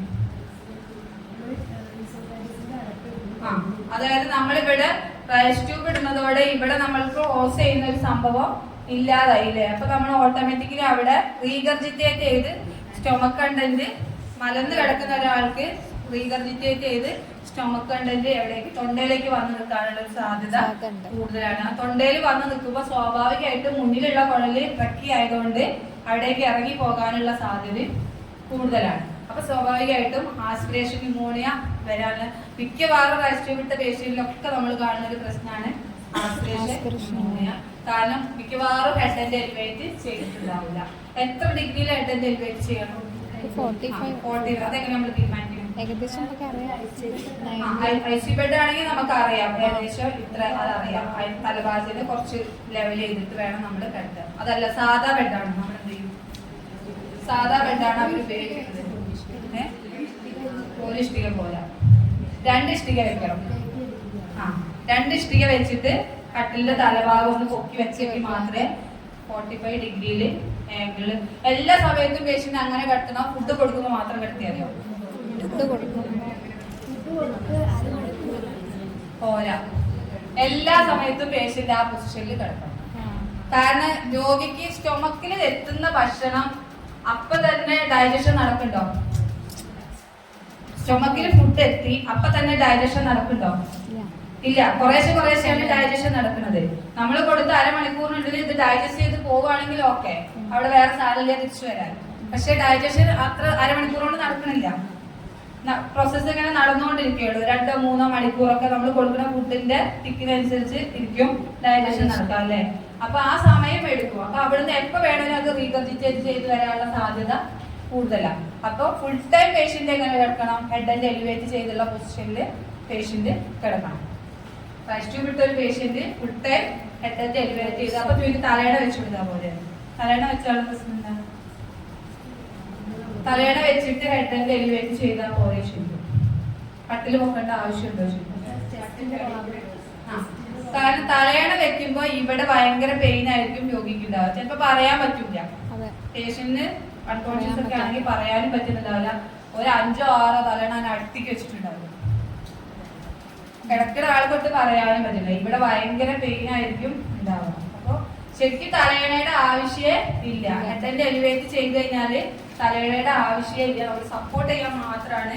ശരിക്കും എവിടെയാണ് ഈ ഷോൾഡറിന്റെ ഇവിടെ സപ്പോർട്ട് ചെയ്ത് നമുക്ക് തലയിലല്ല വെക്കേണ്ടത്. ഈ ഒരു നെക്കിന്റെ ആ പൊസിഷനിലാണ് തലയണ സപ്പോർട്ട് ചെയ്ത് വെക്കുന്നത്. അത് ഒരുപാട് കട്ടിലല്ല വെക്കേണ്ടത്. കട്ടില്ലാത്ത തലയണ വേണം നമ്മൾ സപ്പോർട്ട് ചെയ്യാൻ വേണ്ടിയിട്ട്. കാരണം ഇവിടെ ഒരു സപ്പോർട്ട് കൊടുക്കാൻ വേണ്ടിയിട്ട് മാത്രമാണ് നമ്മൾ പില്ലോ വെക്കുന്നത്. അതിനൊരു കട്ടിലുള്ള തുണി മടക്കി വെച്ചാലും മതി. സപ്പോർട്ട് ചെയ്ത് വെച്ച് കൊടുക്കുകയാണ് വേണ്ടത്. പിന്നെ അപ്പൊ ഇത്രയും ഫ്ലാഷ് ട്യൂബ് ഒന്നും ഇല്ലാന്ന് ഞാൻ വിചാരിക്കുന്നു. ഫ്ലാഷ് ട്യൂബിൽ ഞാൻ എന്തെങ്കിലും ഞാൻ വിട്ടുപോയതുണ്ടെങ്കിൽ ചോദിക്കാം. ക്ലീൻ ചെയ്യണം. ഫ്ലാഷ് ട്യൂബ് ക്ലീൻ ചെയ്യണത് ഇപ്പൊ നമ്മൾ പറഞ്ഞു 2-3 മാസം ഇട്ട് വെക്കുന്ന നമ്മുടെ പേഷ്യന്റ് ഒക്കെ അങ്ങനെയാണല്ലേ, ലോങ് ടൈം യൂസ് ആണല്ലേ. ശരിക്കും long time use flash tube ഇടാൻ പാടില്ല എന്നുള്ളതാണ്. ഗ്യാസ്ട്രോസ്റ്റമി ചെയ്യണം എന്നുള്ളതാണ് ശരിക്കും ലോങ് ടൈം യൂസിന്. ഗ്യാസ്ട്രോസ്റ്റമി ആണ് ശരിക്കും കറക്റ്റ് ചെയ്യേണ്ടത്. പക്ഷെ നമ്മള് മിക്കവാറും എല്ലാ പേഷ്യന്റിലും നമുക്ക് ഫ്ലാഷ് ട്യൂബ് ആണ് കുറച്ചും കൂടെ ചെയ്യുന്നത്. അപ്പൊ മിക്കവാറും ആ ട്യൂബിന്റെ ഉള്ളില് വൃത്തികേടായിട്ടുണ്ടായിരിക്കും. അപ്പൊ അത് ക്ലീൻ ചെയ്യേണ്ട ഇത് വരും. നമുക്ക് ക്ലീൻ ചെയ്യാന്ന് പറഞ്ഞാൽ ഈ മൂക്കിൽ എത്തുന്ന ഭാഗത്ത് വരെ നമുക്ക് ക്ലീൻ ചെയ്യാൻ പറ്റുള്ളൂ. ഉള്ളിലേക്ക് പോകുന്ന ഭാഗത്ത് നമുക്ക് ഒരിക്കലും ക്ലീൻ ചെയ്യാൻ പറ്റില്ല. അപ്പൊ ജസ്റ്റ് നമ്മൾ ചെയ്യുന്നത് പച്ച ഈർക്കിൾ ഉപയോഗിച്ച്, ഉണങ്ങിയ ഈർക്കിൾ ഉപയോഗിക്കരുത്, പച്ച ഈർക്കിൾ ഉപയോഗിച്ചാണ് നമ്മൾ ക്ലീൻ ചെയ്യുന്നത്. ജസ്റ്റ് നമ്മൾ ആ നാരോട് കൂടി വേണം ഈർക്കിൾ ക്ലീൻ ചെയ്തിട്ട് എടുത്തു കഴിഞ്ഞാൽ അത് വൃത്തിയാവില്ല. ജസ്റ്റ് ക്ലീൻ ചെയ്തിട്ട് നമ്മൾ ആ കണ്ടന്റ് ആസ്പിറേറ്റ് ചെയ്ത് എടുത്തിട്ട് പിന്നെ നമുക്ക് ഫുഡ് കൊടുത്ത് ഇതാക്കും. കാരണം അതിനകത്ത് ഇരിക്കുന്ന സാധനം ഇവിടെ വരെ ആവുള്ളൂ, അത് അതേപടി കിടക്കും. ഉള്ളിലുള്ള പാർട്ട് ക്ലീൻ ആവുകയില്ല. പക്ഷെ വീട്ടുകാർക്ക് ഒരു സാറ്റിസ്ഫാക്ഷൻ ആണ് ഇത് ക്ലീൻ ആയി എന്നുള്ള, അത് മാത്രമേ അതിനകത്ത് ഉള്ളൂ. വീട്ടുകാരുടെ ഒരു സാറ്റിസ്ഫാക്ഷൻ മാത്രമേ അതിനകത്ത് ആ ക്ലീൻ ആയി എന്നുള്ളതിൽ ഉള്ളൂ. അതിന്റെ അപ്പുറത്തേക്ക് ഒന്നുമില്ല. രോഗിക്ക് അതുകൊണ്ട് പ്രത്യേകിച്ച് ഗുണങ്ങളൊന്നും ഇല്ല. കാരണം കാണുമ്പം ഇത് ഒരു വൃത്തികേടായി ഇരിക്കുന്നു എന്നുള്ള ഒരു തോന്നൽ ഒഴിവാക്കും എന്നുള്ളത് മാത്രമേ അതിനകത്തുള്ളൂ. ഉള്ളിലേക്ക് മൂക്കിന്റെ ഇവിടുന്ന് ഇങ്ങോട്ടേക്ക് പോകുന്ന പാർട്ട് നമുക്ക് ക്ലീൻ ചെയ്യാൻ പറ്റില്ല. ഇതുവരെ നമുക്ക് ഈർക്കളാണെങ്കിൽ ആ ഈർക്കൾ പോണ പാർട്ട് വരെയല്ലേ നമുക്ക് ക്ലീൻ ചെയ്യാൻ പറ്റുള്ളൂ. അതിന്റെ അപ്പുറത്തേക്ക് നമുക്ക് ക്ലീൻ ചെയ്യാൻ പറ്റില്ല. വീട്ടുകാരുടെ ഒരു സാറ്റിസ്ഫാക്ഷൻ മാത്രം, കാണുമ്പം ഒരാൾ വന്ന് നോക്കുമ്പം ഇത് ക്ലീൻ ആണെന്നുള്ള ആ ഒരു കൺസെപ്റ്റ് മാത്രമേ അവിടെ ഉള്ളൂ. ചെയ്യുകയാണെങ്കിൽ പോലും നമ്മളത് ആസ്പിറേറ്റ് ചെയ്ത് എടുത്തിട്ട് ഫുഡ് പോകാൻ, അതിൽ പഴകിയ ഭക്ഷണത്തിന്റെ വേസ്റ്റ് ആയിരിക്കില്ല ആയിരിക്കുന്നുണ്ടാവും. അത് സ്റ്റൊമക്കിലേക്ക് പോകാതെ നമുക്ക് ആസ്പിറേറ്റ് ചെയ്തെടുത്തതിന് ശേഷം ഫുഡ് കൊടുക്കുകയാണ് നല്ലത്. റൈസ് ട്യൂബ് ചെയ്ത് ഈ ബുദ്ധിമുട്ടുള്ള കേസ് നമുക്ക് ഈ 3 മാസത്തിൽ 2 മാസത്തിൽ ഒരിക്കലല്ലേ നമുക്ക് ചേഞ്ച് ചെയ്യാൻ പറ്റില്ല. എല്ലാ ദിവസവും നമ്മളൊരു റൈസ് ട്യൂബ് ഇൻസേർഷൻ എന്ന് പറയുമ്പോൾ ഒരു വീക്ക് എടുക്കും അതിന്റെ വൂണ്ടൊന്ന് ഉണങ്ങി കിട്ടാൻ. 1 വീക്ക് ലെയർ എടുക്കും അതിന്റെ മുറിവ്. ആ ഇൻസേർട്ട് ചെയ്യുന്ന മൂക്ക് മുതൽ ആമാശയം വരെ മുറിവാകും. തൊലി മുഴുവൻ പൊട്ടും. ആ മുറിവ് ആയി കഴിഞ്ഞാൽ അത് ഉണങ്ങി വരുന്നെങ്കിൽ ഒരു 1 വീക്ക് എടുക്കും. ആ 1 വീക്ക് കഴിയുമ്പോൾ അടുത്ത റൈസ് ട്യൂബ് നമ്മൾ ഇടാൻ പോവാണ്. വീണ്ടും മുറിവാക്കുക, അവിടെ വീണ്ടും ഒരു സ്കാറ് ഉണ്ടാക്കുക. അങ്ങനെ നിരന്തരമായിട്ട് നമ്മൾ റൈസ് ട്യൂബ് ഇടുമ്പോൾ അത് ആ രോഗിയെ സംബന്ധിച്ച് എത്രമാത്രം പ്രയാസമാണെന്നുള്ളതും കൂടെ ഇതൊക്കെ നമ്മൾ പ്രായോഗിക ബുദ്ധി വെച്ച് നമ്മൾ ചിന്തിക്കേണ്ടതാണ്. ഇത് എന്റെ മേലാണ് ചെയ്യുന്നത്, എന്റെ വീട്ടിലാണ് ചെയ്യണതെങ്കിൽ ഇത് എത്രമാത്രം പ്രയാസം ഉണ്ടാക്കും എന്നുള്ള സാധനം ചിന്തിച്ചിട്ട് നമുക്ക് മാറ്റേണ്ടതാണ് ഏറ്റവും സേഫ്. പക്ഷെ അത് രോഗിക്ക് എത്രമാത്രം പ്രയാസം ഉണ്ടാക്കുന്നതും കൂടെ നമ്മൾ ചിന്തിക്കണം. എന്നിട്ട് വേണം നമ്മൾ അതൊന്ന് ചേഞ്ച് ചെയ്ത് കൊടുക്കണം. ഓക്കെ. പിന്നെ നേരത്തെ ചോദിച്ചു, ട്യൂബ് വയറിനുള്ളിൽ ഒട്ടിപ്പിടിച്ചാൽ എന്ത് ചെയ്യും? റൈസ് ട്യൂബ് വയറിനുള്ളിൽ ഒട്ടിപ്പിടിക്കാനുള്ള സാധ്യത ഉണ്ട് അല്ലെ? ട്യൂബ് വയറിനുള്ളിൽ, കാരണം നമ്മൾ കൊടുക്കുന്ന ഫുഡ് അതിലൂടെ ഇറങ്ങി പോവാണ്. രോഗിക്ക് വേറെ എന്തെങ്കിലും ഗ്യാസ്ട്രിക് അൾസറോ പെപ്റ്റിക് അൾസറോ ഒക്കെ ഉള്ള പേഷ്യന്റ് ഒക്കെ ആണെങ്കിൽ ചിലപ്പോൾ ട്യൂബ് അവിടെ ഒട്ടിപ്പിടിക്കാനുള്ള സാധ്യതയൊക്കെ കൂടുതലാണ്. പക്ഷെ ചിലപ്പോൾ നമ്മൾ അതൊന്ന് കിങ്ക് ചെയ്താല് അത് വിട്ടു പോരാ. അഥവാ നമുക്ക് പറ്റിയില്ലെങ്കിൽ നേരത്തെ പറഞ്ഞ അതേപോലെ നമ്മൾ അവിടെ കുറെ കുത്തി അളക്കാനോ ഒന്നും പോകേണ്ട ആവശ്യമില്ല. നമുക്കൊരു ഗ്യാസ്ട്രോഎൻട്രോളജിസ്റ്റിന്റെ അടുത്ത് അവരെ വിടാം. നമ്മൾ അവിടെ പോയിട്ട് ഇത് അവിടെ പിടിച്ചില്ല ഞാൻ വലിച്ചു വിടുവിട്ട് നമ്മൾ റിസ്ക് എടുത്ത് ചെയ്യേണ്ട. കാരണം ഇന്റേണൽ ബ്ലീഡിങ് ഉണ്ടാക്കുക, അയാൾക്ക് വേറെ എന്തെങ്കിലും പ്രശ്നങ്ങൾ ഇന്റേണൽ ഉണ്ടോ എന്നുള്ളത് നമുക്കറിയില്ല. അപ്പൊ നമ്മൾ ഈ വലിച്ചു വരുമ്പോൾ ചിലപ്പോൾ ഇന്റേണൽ ബ്ലീഡിങ് ഉണ്ടാക്കുമോ എന്നുള്ളതും നമുക്ക് ഉറപ്പില്ല. ജസ്റ്റ് നമുക്ക് സിമ്പിൾ ആയിട്ടൊന്ന് ചെയ്ത് നോക്കാം, എന്തെങ്കിലും പ്രയാസം ഉണ്ടോ നോക്കാം. പ്രയാസം ഇല്ലെങ്കിൽ നമുക്ക് ഊരാം. അതല്ല ബുദ്ധിമുട്ടാണ്, കിട്ടുന്നില്ലാത്തൊരു ട്യൂബാണെങ്കിൽ നമുക്ക് ഗ്യാസ്ട്രോഎൻട്രോളജിസ്റ്റിന്റെ അടുത്ത് വിട്ടിട്ട് അത് കറക്റ്റ് നോക്കിയിട്ട് ചെയ്യാൻ വേണ്ടിയിട്ട് പറ്റും. പിന്നെ നേരത്തെ ഞാൻ പറഞ്ഞ ട്യൂബിന്റെ മുകളിൽ നമുക്കത് കറക്റ്റ് പൊസിഷനിലാണോ നോക്കാൻ എക്സ്റേ ഒക്കെ എടുത്താൽ മനസ്സിലാക്കാൻ പറ്റൂല്ലേ. ഒരു റേഡിയോ ലൈൻ ഇതിന്റെ മുകളിലുണ്ട്, ഇത് വെള്ള ആയതുകൊണ്ട് കാണാത്തത്. ആ ലൈനിന്റെ നോക്കിക്കഴിഞ്ഞാൽ നമുക്കത് കറക്റ്റ് പൊസിഷനിലാണോ എന്ന് എക്സ്റേ ഒക്കെ എടുത്താൽ മനസ്സിലാക്കാൻ വേണ്ടിയിട്ട് സാധിക്കും. ചില കേസിലൊക്കെ നമുക്ക് അങ്ങനെയൊക്കെ ചെയ്യേണ്ടതായിട്ട് വരുന്ന സാഹചര്യം ഉണ്ടാക്കാം. അപ്പൊ ആ ഒരു സമയത്തൊക്കെ എക്സ്റേ എടുത്താൽ അത് എവിടെയാണ് പോയിട്ടുള്ളത് അതിനകത്ത് കാണാൻ വേണ്ടി ആ ലൈനിൽ കാണിച്ച് തരും, അതെവിടെയാണ് നിൽക്കുന്നത്.